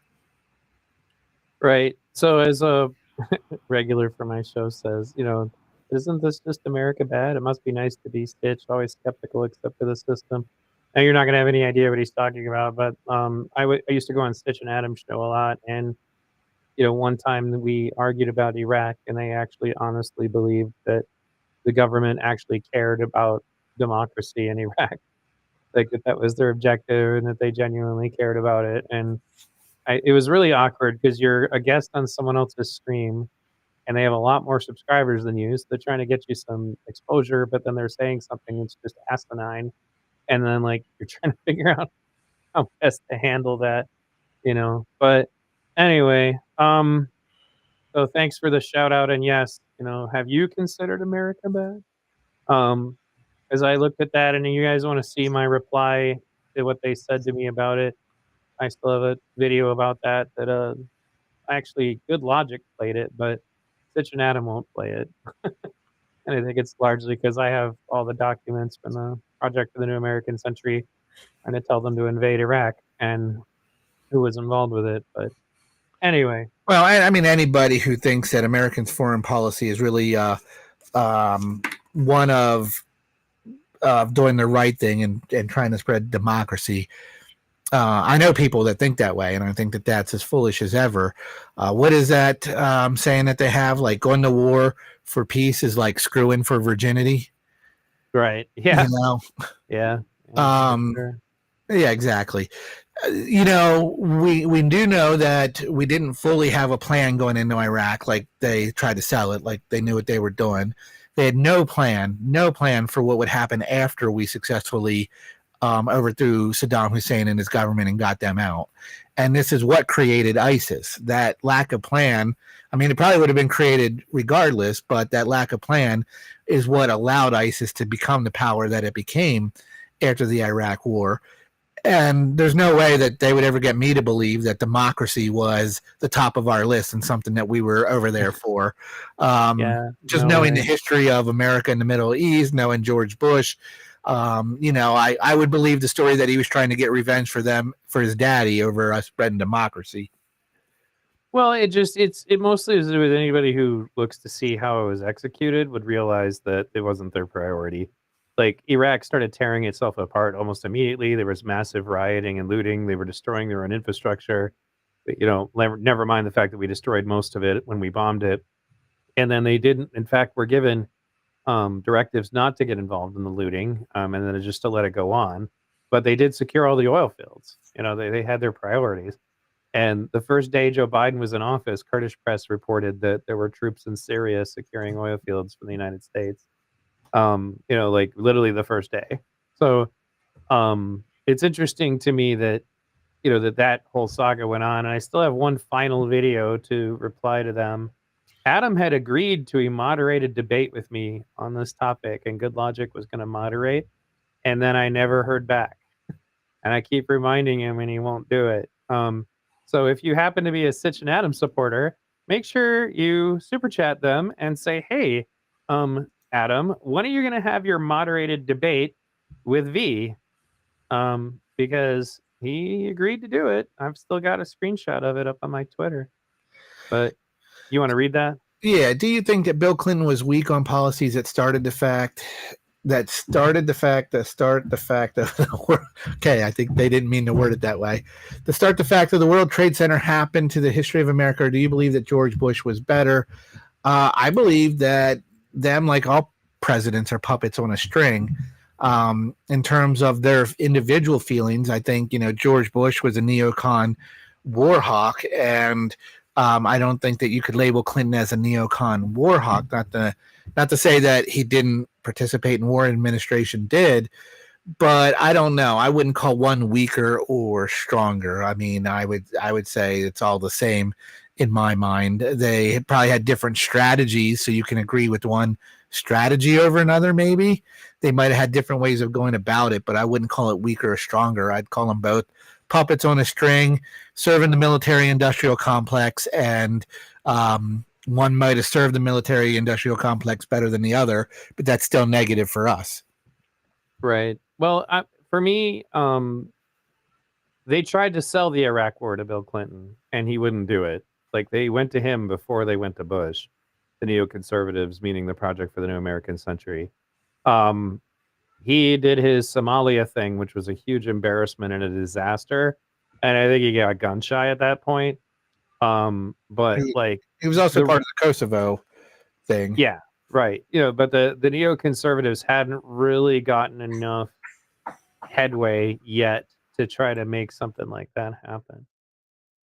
But well, and that's what I think that's where people want to say one's weaker and one's stronger. George Bush went all out on Iraq, where, Clinton didn't with Somalia. I think two different case scenarios there. And I think one president probably saw what it would take to go all out and said, I don't know if we want to get that much involvement. If you want to label that weaker and versus stronger, then maybe. But again, as I said, they both serve the military industrial complex, and it's still negative for America. All right. So, okay, let me go to, where is it? There we go. So this is obviously where it started for a lot of people. And this is to do with, the original Zeitgeist segment on 9/11. And there's pieces of different things that are put together. So as I am a friend of Peter Joseph, the guy who made this, although we haven't talked very much lately. Interesting story about this. You can watch the original version of this. I have a version of it on my old channel, but where it was literally just meant to be a backdrop behind him playing a wide variety of orchestra percussion instruments. He didn't make this because that was his whole plan, was to be involved with this. He's actually a very introverted person, very private person normally. But he, at the time, was dabbling in a lot of stuff like this, and he's a musician. That's his main passion, is he wanted to be, like a percussion musician in major orchestras. And so he had this backdrop going behind him while he was playing all the drums of different kinds. And he plays all kinds of different instruments. And somebody said, hey, that was really interesting. You should take that video backdrop stuff, and put it on the internet. And then it just exploded into this enormous thing, which was never his intention. But that's what happened. And then, he stayed involved with it for a while, but he took an enormous amount of crap. Like, a bunch of people tried to sue him, mostly due to thinking that they thought he was making like $1 million on this movie or something, but he just gave it away for free. And that was back, remember Google Video? Yes. It was kind of before YouTube. So Justin TV, which I honestly still miss that format. I really like Justin TV, was just for streaming, right? And then it would keep archives for a little while. It was actually reminds me a lot of Twitch, to be honest, Justin TV. But then there was YouTube was kind of still coming together, and then there was Google Video. Then Google Video got kind of folded into just YouTube when Google bought YouTube. So anyway, I'm going to get into this segment here. We'll pause it periodically. We're not going to watch the whole Zeitgeist film, just the 9/11 part. And then I have one more thing after this about the government finally getting around to talking about Saudi Arabia's involvement, last year. That's when they got around to talking about it. So anyway, here we go. A myth is an idea that, while widely believed, is false. In a deeper sense, in the religious sense, a myth serves as an orienting and mobilizing story for a people. The focus is not on the story's relation to reality, but on its function. A story cannot function unless it is believed to be true in the community or the nation. It is not a matter of debate. If some people have the bad taste to raise the question of the truth of the sacred story, the keepers of the faith do not enter into debate with them. They ignore them or denounce them as blasphemers. It is wrong, blasphemous, and sinful for you to suggest, imply, or help other people come to the conclusion that the U.S. government killed 3,000 of its own citizens. Whoa, young Tucker. Did Right. you see his hair, bro? Oh my God. Do you remember that he was a Ron Paul guy for about 10 minutes? Yes. There's a clip of him going, his polling right now is very low, but that'll rise. And I was like, oh, that's interesting. You know, but it's really ironic, especially when you consider the kind of stuff that Tucker's making right now, which is just flat out conspiratorial stuff. Like that's, I mean, a lot of it is. Yeah. You know, it's mind blowing. Claire thing.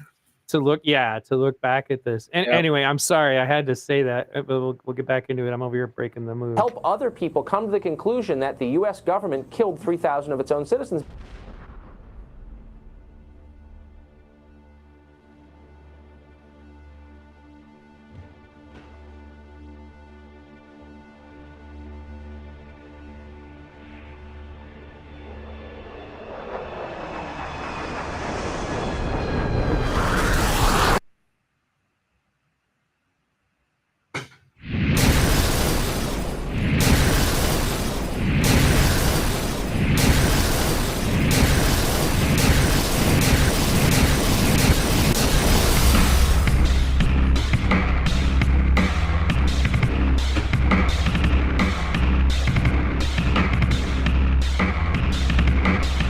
As if a demolition team set off when you see the old demolitions of these old buildings. It looks like one of those scenes of an old building being purposely dynamited and blown up. Anybody who's ever watched a building being demolished on purpose knows that if you're going to do this, you have to get at the under-infrastructure of a building and bring it down. The way the structure is collapsing, this was the result of something that was planned. It's not accidental that the first tower just happened to collapse and then the second tower just happened to collapse in exactly the same way. How they accomplished this, we don't know. The building collapsed to dust. You don't find a desk. You don't find a chair. You don't find a telephone, a computer. The biggest piece of a telephone I found was half of the keypad, and it was about this big. What happened to the concrete? The concrete was pulverized from river to river. There was dust powder 2-3 inches thick. The concrete was just pulverized. In addition to those pictures we've all seen too much on television before, when a building was deliberately destroyed by well-placed dynamite to knock it down. If they had detonated, they were planned to take down a building. Boom, boom, boom, boom, boom. I heard a second explosion. There was a heavy-duty explosion. Then there was no secondary explosions and then the subsequent collapses. An explosion blew and it knocked everybody over. To me, it sounded like an explosion. It sounded like gunfire. Bang, bang, bang, bang, bang. And then all of a sudden, 3 big explosions. We heard a big explosion coming down. And then the entire top of the building just blew up. We saw some kind of explosion. By the force of the explosions. Big explosion. Blew us back into the 8th floor. Then we get to the lobby. There's this big explosion. The lobby looked as though a bomb had exploded there. A huge explosion now raining debris. It's been a huge explosion. Huge explosion that we all heard and felt. We just witnessed some kind of follow-up explosion. We heard a very loud blast explosion. A secondary explosion at Tower 1 camp. That is another bomb going off. He thinks that there were actually devices that were planted in the building. Planted in the building.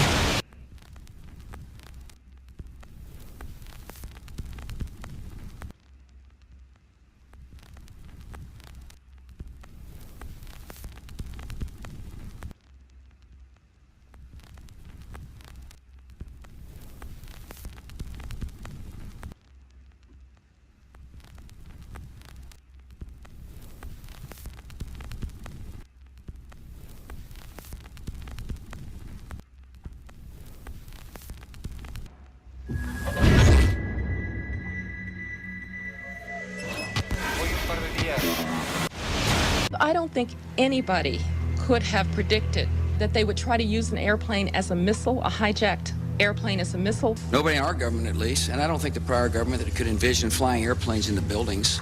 No specific threat involving really domestic operation or involving what happened, obviously, the city's airliner and so. There were no warning signs that I'm aware of. USA Today reports that in the 2 years before the attacks on September the 11th, NORAD conducted exercises using hijacked airliners as weapons. And one target was the World Trade Center.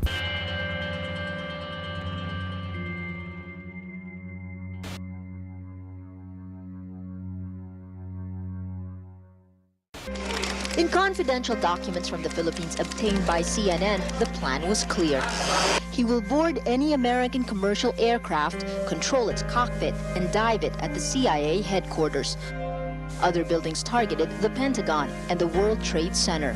Security in counterterrorism was blinking red, in the words of George Tenet, that the warnings of an imminent attack were so severe that something dramatic should have been done. It was unparalleled. Instead, our president went on a month-long vacation.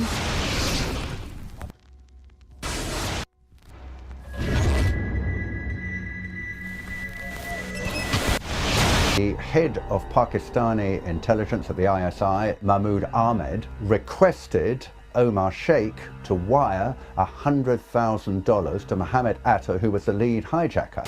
Hijacker Mohammed Atta received wire transfers via Pakistan. The man sending the money to Atta is believed to be Ahmed Umar Saeed Sheikh. Omar Sheikh admitted he was supported by the Pakistan government's intelligence service, the ISI.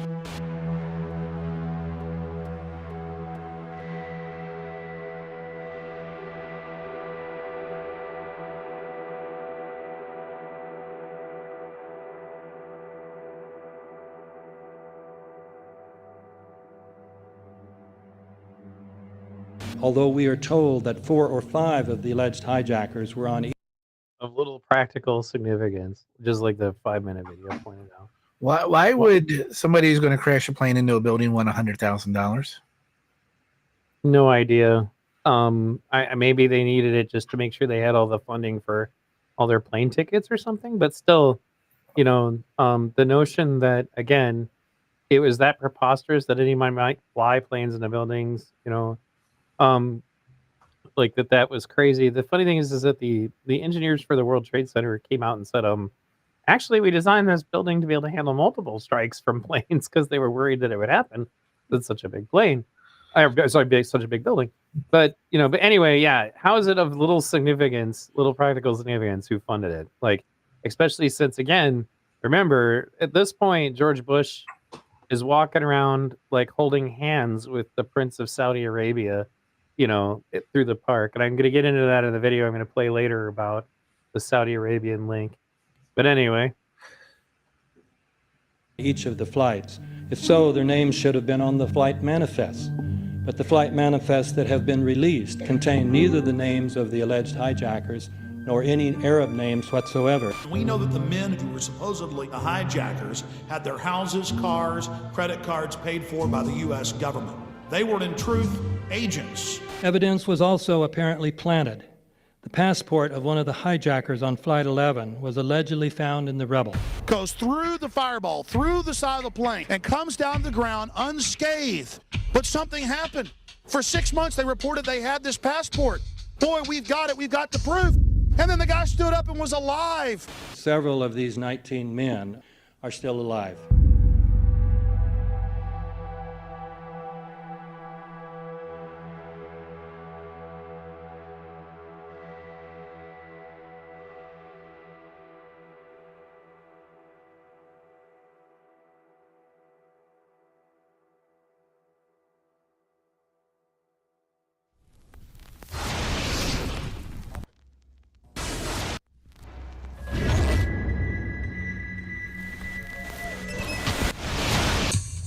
Of course we're after Saddam Hussein, bin Laden. He's January 2001, the Bush administration orders the FBI and intelligence agencies to back off investigations involving the bin Laden family, including 2 of Osama bin Laden's relatives, who were living, guess where, in Falls Church, Virginia, right next to CIA headquarters. When he was already America's most wanted criminal, he reportedly spent 2 weeks in the American hospital in Dubai, was treated by an American doctor, and visited by the local CIA agent. We have not seen one piece of evidence that links Osama bin Laden directly to the planning stages of September 11th. This failure to provide proof was later said to be unnecessary because bin Laden, in a video allegedly found in Afghanistan, admitted responsibility for the attacks. This confession is now widely cited as proof. But the man in this video has darker skin, fuller cheeks, and a broader nose than the Osama bin Laden of all other videos. We again seem to have planted evidence. In 1976, Osama's older brother Salim bin Laden hired a man in Texas by the name of Jim Bath to handle all the investments in the United States for the bin Laden family. Jim Bath also happens to be a personal, almost lifelong friend and former Air National Guard pilot with George W. Bush. The connections between the Bushes and the bin Ladens become much more clear when George Herbert Walker Bush made trips to Saudi Arabia in 1998 and 2000 to meet with the bin Laden family on behalf of a company called the Carlyle Group.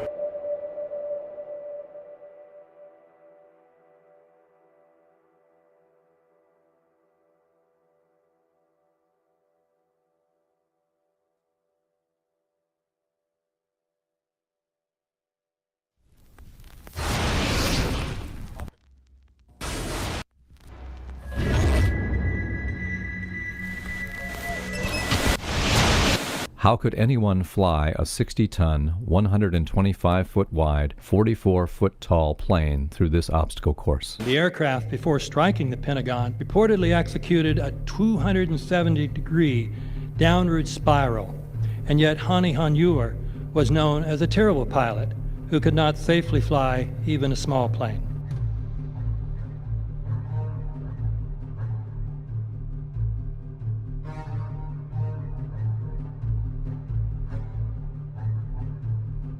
No seats, no luggage, no bodies. Nothing but bricks and limestone. The official explanation is that the intense heat from the jet fuel vaporized the entire plane. Flight 77 had 2 Rolls-Royce engines made of steel and titanium alloy and weighs 6 tons. So, looks like they took my stream down for a moment. Let me see if it's back up or not.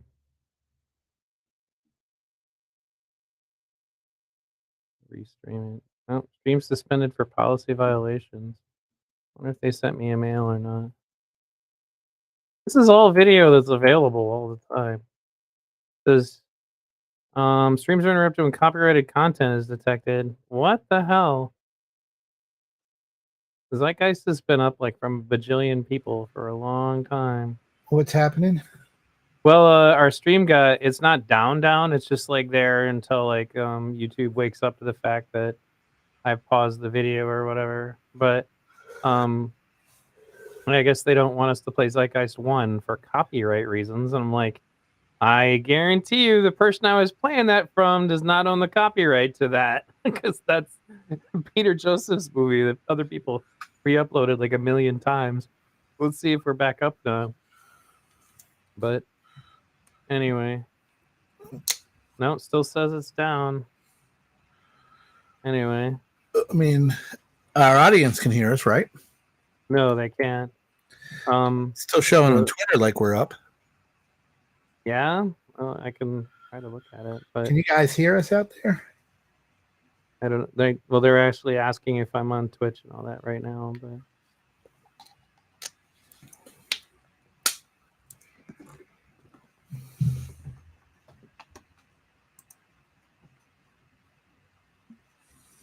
Anyway. All right. Yep. It should come back up though, because let's see. It still says stream suspended for policy violations.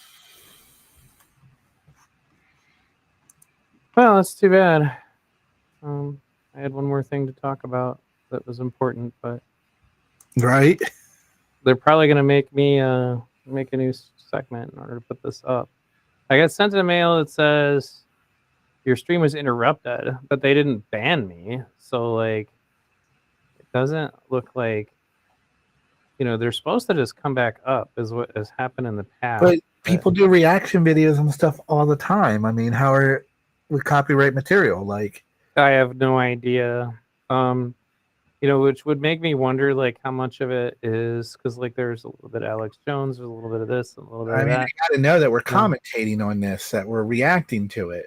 Right, I know, but that's interesting.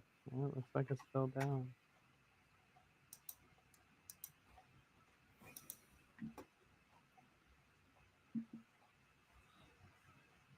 Oh, maybe it did. There we go. Okay, there it is. It's back up now. So anyway, so I guess we're not allowed to play that video. We can't play Zeitgeist 1. That's kind of mind blowing. We are back. Lost like half our audience through all of that. But anyway, so I can play the other video. Well, thank the half that stayed with us and didn't leave. We thank you guys for staying with us. Yeah, no kidding. Jeez. Right, for sure. But so go ahead. Here in Harrisburg, where I live, Pennsylvania, they've controlled demolition several state buildings and city buildings throughout the years. And I know that that's one of the theories of 9/11, that there was controlled demolitions for the towers. Watching the demolitions here, there's a lot that goes into it long before they actually hit the button and demo it. There's a long period of setup and planning, and to do something like that in secrecy without anybody noticing, that part seems odd to me. I know 9/11 truthers have their response to that. They have an answer and response to everything. But that one's a tough one, to be able to take down those kind of buildings that size in a controlled demolition without anybody noticing you're in there setting it up. Because usually you don't do it overnight. And as far as I know, I mean, if they can do it overnight, then that means whoever had the contract for the state buildings in Pennsylvania purposely drug it out for days and weeks, for whatever reason. So I don't have a lot of knowledge of controlled demolition of buildings. I just know it's been done here in the city, and I've seen it done. I've watched the news report on it here, a couple weeks leading up to when it's actually going to happen. And talking to the people involved in all the planning and all the things that they have to do to make sure that it demos right and that it goes off without a hitch. So yeah, I mean, again, the truthers have their response to me questioning that, but I would think that would be hard to hide and plant and do without people noticing. Well, I don't think that anybody, like, I kind of tend to lean in the direction of willful ignorance, like as in just letting it happen kind of thing. I kind of lean in that direction. But there are a lot of questions specifically about how the buildings came down and stuff like that I think are valid questions. So it's like most of us, I think it would be like, it's not really a matter of saying, what happened. It's a matter of you're saying, what didn't happen. Just like the JFK assassination. No, I'm not buying the magic bullet. That's not going to happen. And the funny thing is that the Secret Service agent who put the bullet on the guy's stretcher, which is ironically exactly what Oliver Stone put in his movie, because that was his theory about how the bullet got there. That guy finally came forward to the public and said, "Yep, I put that bullet on the stretcher. Nope, that bullet was never fired into a human." Stuff like that comes out later. But anyway, so for those of you who stuck with us, thank you for sticking with us through the risks. And I want to play this last thing that I know is fine because it's mine. But did you have more comments before I get into that? It's all mine. You can't have it, YouTube. Do I have any more comments? Aside from the fact that they should subscribe to our channel and hit the like button on our episodes here, and that somebody said that they wish you were easier to find on Rumble. All they have to do is go to hy.page/vradio, and I'll just put that in the chat. Yeah, just go to hy.page/vradio. Is it V-radio or just V-radio? Let me go look. It used to be V-radio. Funny thing is Linktree actually banned me. Did I ever tell you that? Linktree, which does the same thing as HY page, and I got basically they just took it down. They never told me why. And when I finally inquired and got an answer, they said that for safety reasons, we don't tell people why we took it down. I'm like, for safety reasons, you're unsafe. So if you want to find me on all of my other mediums, then I'll actually just share it so you guys can see what it looks like. Then this is where you go. Because I'm actually not live on all of them because I'm trying to experiment with I've been having this problem, and Strategic Eyes is the same problem where he's been if you play something, it looks really bad, like it gets choppy, and so I experimented today with not going on Twitch. What's funny is if I had just went on Twitch, then we could have just went over there and watched it. I'm amazed that I got hit with a copyright claim on 9/11 on the 9/11 segment of Zeitgeist, considering that people re-upload that all the time on their own channels. Well, and like I said, where people do reaction videos of famous music and famous other stuff all the time, and do commentary. As far as I understood, YouTube's thing, as long as you don't pass it off as your own, if you're doing a reaction video or you're commentating on it, you're talking about something that was in the news or the news reported, you can show the segment and then talk about it. You're not violating a copyright. So I feel like they're just after us because of our topic and our feelings towards it. Yeah, that's not necessarily too far out of there. But then that would be a conspiracy theory, and I'm not supposed to be that. I'm a bad libertarian. You bad libertarian. You're so bad. You're such a statist, and you're always late for the stream, and you're late for this and late for that. You're so bad at this. Yeah, I am bad. That's what it is. You're so bad, bad to the bone. Right. When Brian was born, nurses all gathered round. They gazed in the wide wonder of the joy they had found. But anyway, guys, if you want to find me on Rumble, go to hy.page/vradio. I just pinned it in the chat. But there you can find me on Rumble, Twitch, all my other mediums, including BitSheet, not BitSheet. But yeah. So everybody stop picking on Gripper Crapper. Yeah, he's our pro-Iraq war and anti-9/11 truther.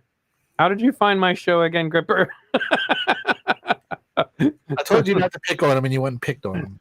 Oh no, he and I have a common problem with him, spamming all of my Iraq stuff with this, And I looked at it Operation Southern Watch was just the Iraq no-fly zone. It's not specifically going over there because of trying to take the weapons of mass destruction. But anyway. All right. So, yeah, that's right. I'm a weirdo. But you think my weirdness is schmexy. Okay. All right. So going back in here, I'm going to go ahead and bring up this video that is a clip from my video. It was called Joe Biden, Bush, and Iraq, a bipartisan war crime. I actually made it because Bush had done this weird Freudian slip when he was up on the podium very recently talking about Ukraine. He's the unnecessary, and horrible invasion of Iraq. And then he went, I mean Ukraine. He literally just spit that out, and they weren't even talking about Iraq. And that's why the clip is so hilarious. But, if people want to see that, maybe I'll play that afterwards. But,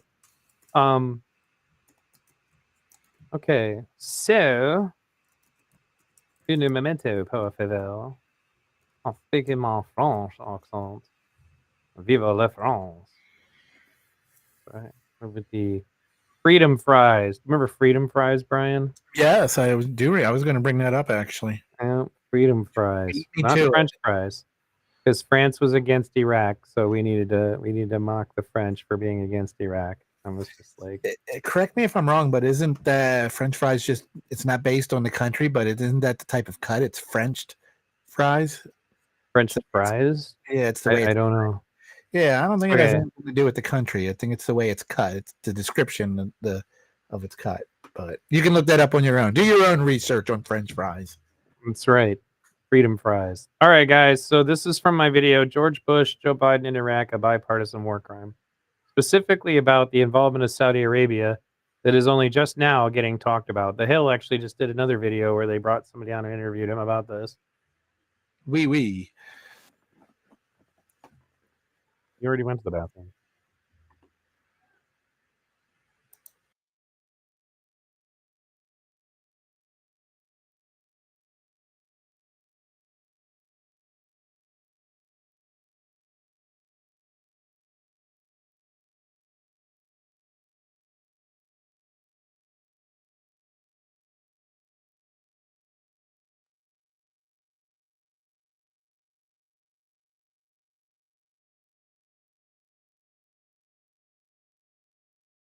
CBS News exclusive new evidence of a link between two 9/11 hijackers and a man said to be on Saudi Arabia's intelligence agency payroll. We see them together in newly released video turned over to family members of 9/11 victims last month, along with more than 14,000 pages of documents. The evidence obtained from British authorities raises new questions, actually renews an old one. Did the Saudi government assist the hijackers on 9/11? The Saudis have always denied that explosive question. Senior investigative correspondent Catherine Herridge has the story.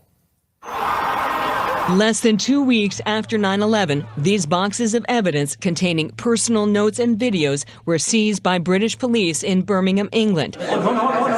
Buried inside, this home video from 2000, now being seen publicly for the first time. The event is described by the 9/11 Commission as a party at the San Diego apartment of two hijackers. While Nawaf al-Hazmi and Khalid al-Midar avoided the camera, Midar can be seen here in the kitchen.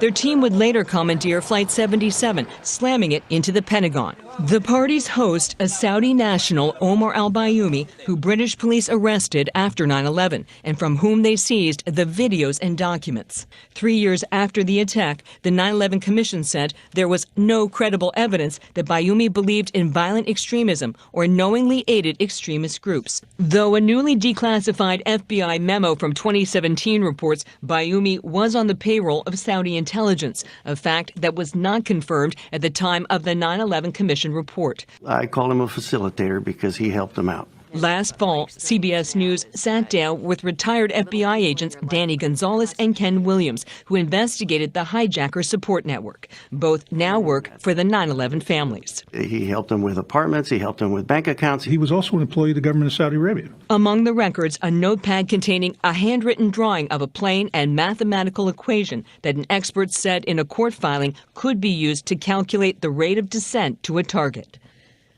Bayoumi is believed to be living in Saudi Arabia. We've tried to reach him through the Saudi embassy. It did not respond to our questions, but said in a statement last year, any allegation that Saudi Arabia is complicit in the September 11th attacks is categorically false. The FBI declined to comment for our reporting, Gail. Yeah, raising some very troubling questions there. Thank you, Catherine.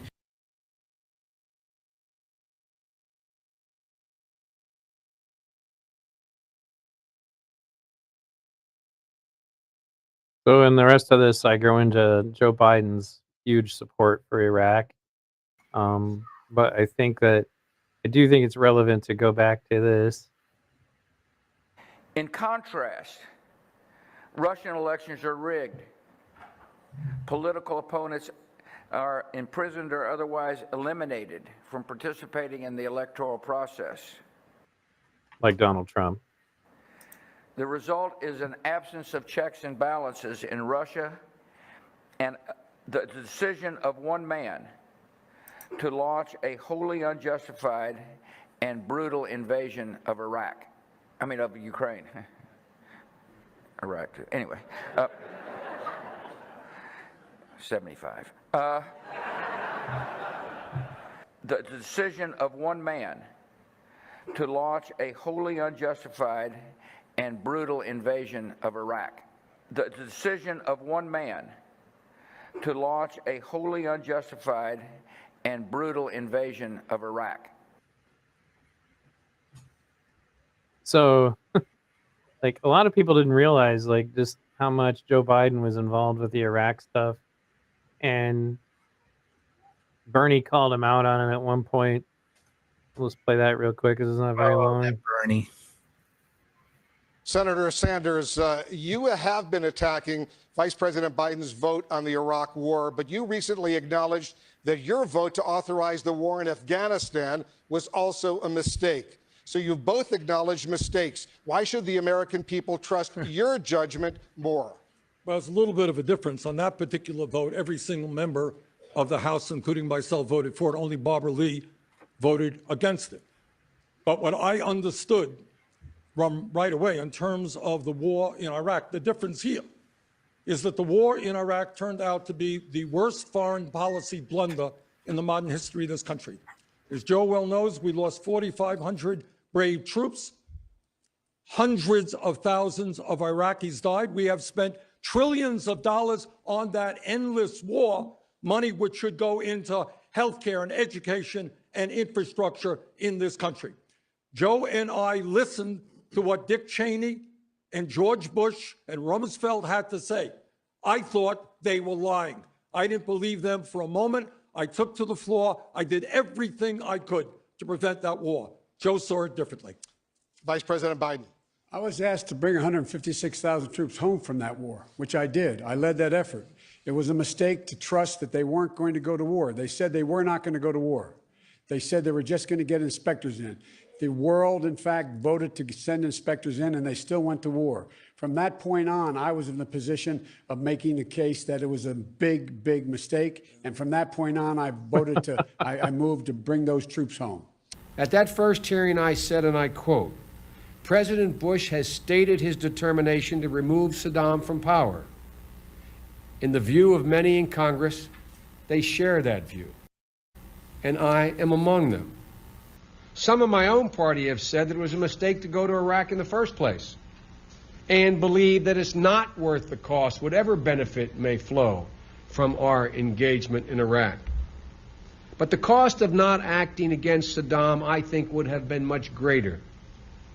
And so is the cost, and so will be the cost, of not finishing this job. 9 months ago, I voted with my colleagues to give the President of the United States of America the authority to use force.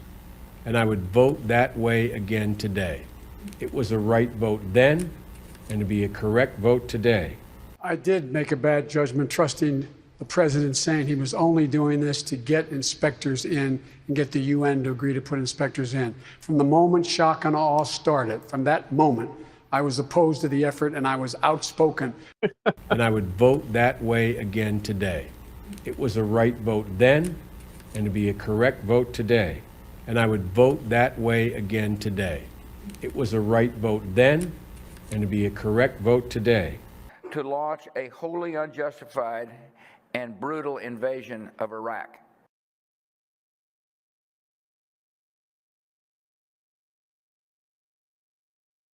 Obviously, the war in Iraq was a big, fat mistake, all right? Now, you can take it any way you want, and it took Jeb Bush, if you remember at the beginning of his announcement, when he announced for president, took him 5 days. He went back. It was a mistake. It wasn't a mistake. Took him 5 days before his people told him what to say, and he ultimately said it was a mistake. The war in Iraq, we spent $2 trillion, thousands of lives. We don't even have it. Iran is taking over Iraq with the second largest oil reserves in the world. Obviously, it was a mistake. So George Bush made a mistake. We can make mistakes, but that one was a beauty. We should have never been in Iraq. We have destabilized the Middle East.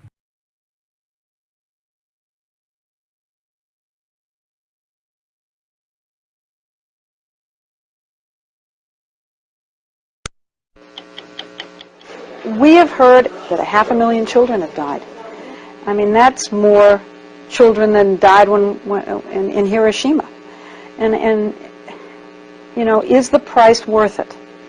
I think this is a very hard choice, but we think the price is worth it. To launch a wholly unjustified and brutal invasion of Iraq. And I would vote that way again today. It was a right vote then, and to be a correct vote today. So it's like that Bernie moment in particular. I know obviously you don't like Bernie, but he called him out for it, and then he just point blank lies and says, "Yeah, I didn't support that war the second it happened." And then I remember at the time what his reaction was, because it's why I would never vote for him. I wasn't going to vote for him in 2008, let alone 2020. So, but it just go ahead. One of the reasons I don't really like patriotism, and I'm not for it, I agree with a lot of what George Carlin said about patriotism, but it makes it so you feel your country doesn't make mistakes or is righteous in what their cause is. There are plenty of people who still defend to this day the bombing of Hiroshima and Nagasaki. Like, if we didn't do that, the war was over when we did those. And you bring that up, and you have to hear about the countless lives that were saved, ignoring the countless lives that were lost in the bombing of innocent people. So the same thing with the Iraq war. There are going to be plenty of people who are going to defend it and sit there and say that it wasn't a mistake, that it was the right thing to do at the time, and discount the lives that were lost and the people that died in it, as George Bush once called them, collateral damage. It's like, oh, well, they were just collateral damage. It's probably one of the reasons why, if aliens are out there looking for intelligent life forms, they pass us up. Because that kind of thing right there. But, as I told you, I sold the satellites, Dish Network and DirecTV, and I had the demo boxes. So I had the original Al Jazeera. And when that journalist was beheaded, all the American news would not show it. So I switched over to Al Jazeera, who was showing it on repeat. And I mean, what I got to tell you is, it's one thing that I'll never get out of my mind, and one of those things that I wish I never watched and switched over to see. It was horrific. I can still hear the sounds that the guy made as he was being beheaded. I can still see it, and it haunts me to this day. And it's very barbaric, and it's just disgusting. And it's all part of it. It's all a result of our actions over there. Now, the terrorists obviously did the beheading, but that guy would have never been there. That terrorist group wouldn't have been created had we not done what we did. It's a domino effect. It's the event plus response equals outcome. And the outcome was that. And I mean, again, I just would never wish anybody to see something like that in their lives. It was horrible. The fact that other men can do that and do it without a problem, that's scary. It's scary to think that those type of people live in this world. Yeah. And that's definitely something that I often have to share when I'm trying to explain the world to my kids, because they don't understand how anybody could ever be brought to that or think like that or do things like that. It's like, I remember somebody was sharing video of Gaddafi getting killed, and they bent the guy over and they shoved a knife in his ass, like literally. And you're just like, what the fuck? You're like, where did you go in your head that was necessary? And then you watch Hillary Clinton going, saying, we came, we saw, he died, cackle, cackle, cackle. Right. It's anyway, but bringing us back around, to 9/11, I'm sorry that the Zeitgeist segment got interrupted. I think it was just getting to the part that, would have been most interesting. But like, a lot of people died that day that didn't need to, and that's really the questions that are always surrounding it. Like, how did they not catch them? So even if it's just legitimate mistakes, how does that happen? And then how do you not get fired? That's a legitimate question, I think, that every, like I said, even the more reasonable 9/11 truthers have been asking, is like, nobody's punished, and like, it's funny is that, brings back memories also, because like I said, there was a caucus that was specifically devoted to 9/11 truth in the Libertarian Party, and they endorsed Senator Gravel at the convention because he's like, well, I'll tell you what we'll do. We'll appoint an independent commission with subpoena powers, and we'll find out what really happened. And they cheered for him pretty hard. But regardless, like I said, it's never about saying I know what happened. I just have a strong feeling that I know it didn't. And people are. It's open enough that it's totally fine that people don't always agree about it.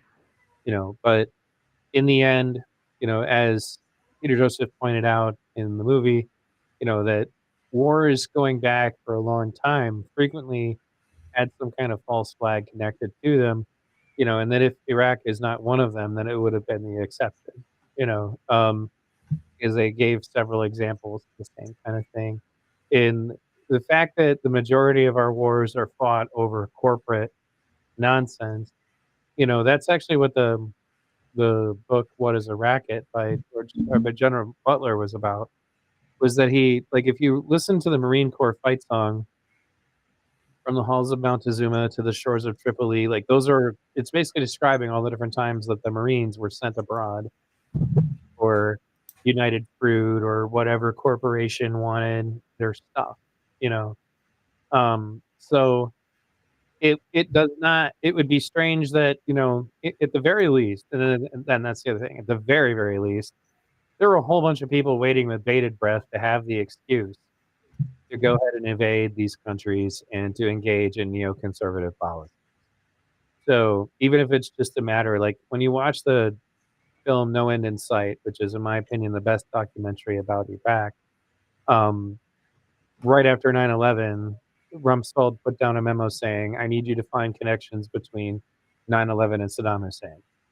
And the CIA was like, there are none. This had nothing to do with him, but the point is that there's, and the thing that's good about No End in Sight is that he actually interviews like aides to Colin Powell, people who were literally there and present at the time, who are all just openly talking about it. It's not just him. It's not just a narrator saying what other people said. So if you haven't checked out No End in Sight, I strongly advise it. But so now we look back, though, what has changed in our world because of 9/11?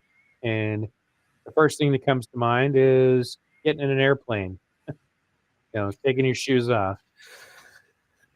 Government surveillance. Now, they used to do it in secret and we didn't know about it, but now it's out there in the open and they're allowed to do it according to the politicians. And people walk around going, well, if you have nothing to hide, then you have nothing to worry about. If you're not doing anything wrong, you have nothing to hide. Right.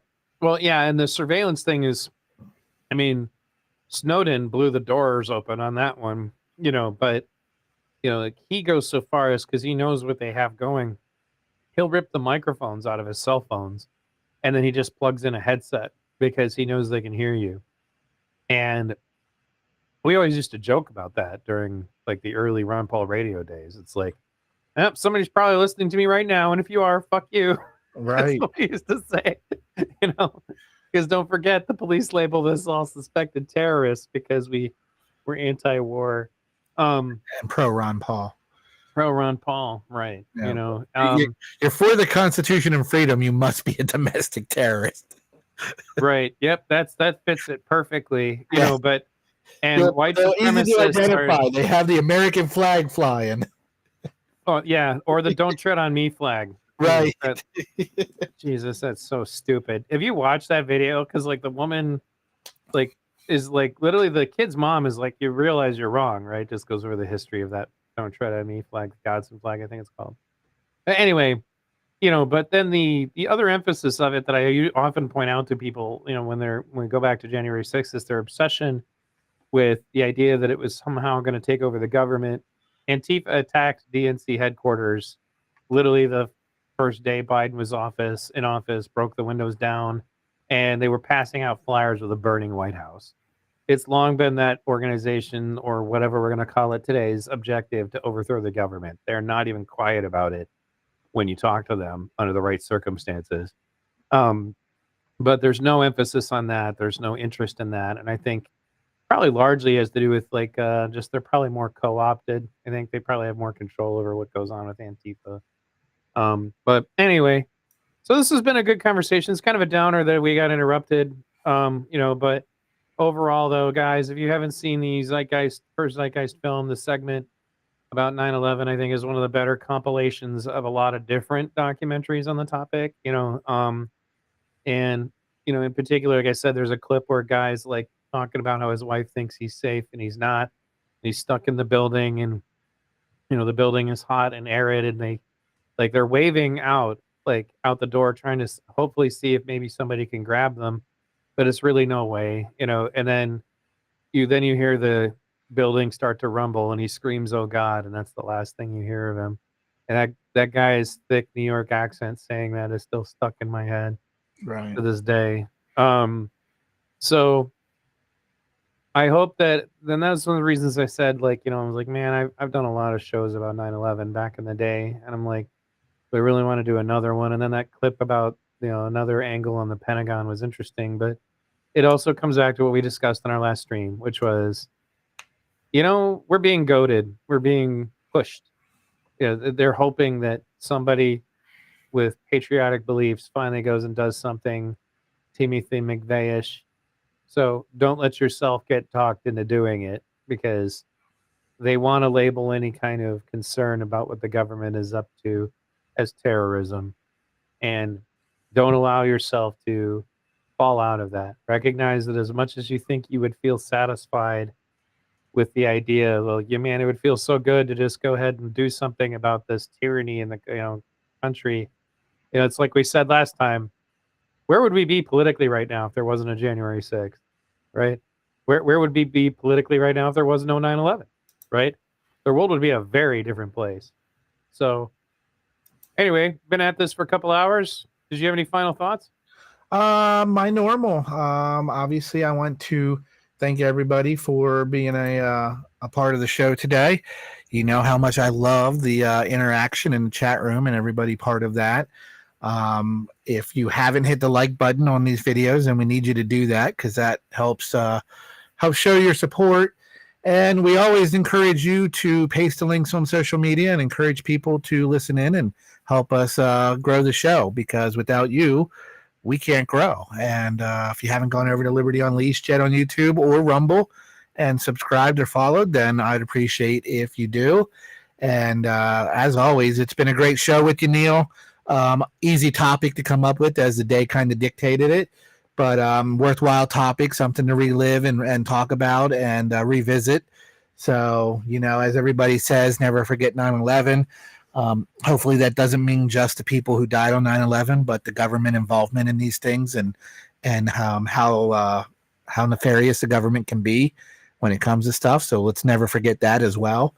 And again, thank you everybody for tuning in and listening. And guys, if you have not yet, please make sure that you subscribe to Brian's channel, Liberty Unleashed.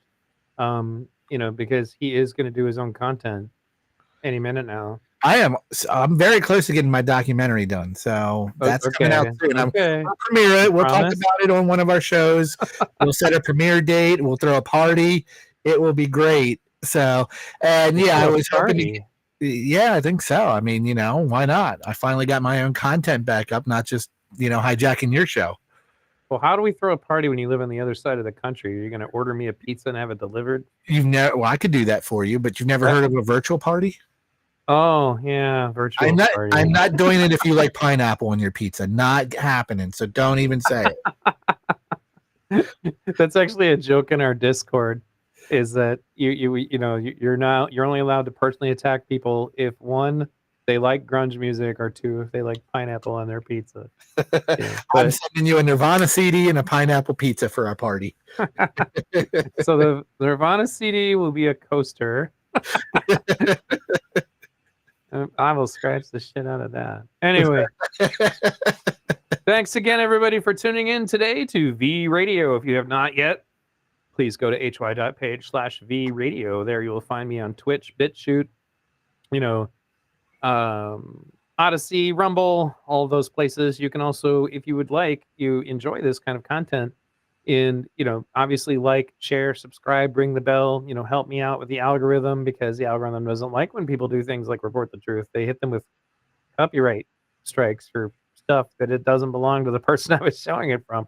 Right. More yeah. reason for them to share our videos around social media and say, you know, we're sticking it to the man by sharing the V Radio Liberty Unleashed show. Right. You know, and also, you know, if you want to support the, you know, the stream financially, you can do the same thing at hy.page/V Radio. I take PayPal, Subscribestar, and Patreon. If you prefer Venmo or whatever, we can work something out. You just got to reach out to me. And if you do support his show and send him money, let me know so I don't have to waste my money on sending him a pizza. Right. Well, you can just send me a pizza anywhere, damn it. Like, how long have I been waiting for you to put out shit on your own channel? Well, I guess what I do, you'll get your pizza. That's right. Everybody take care. Have a good night.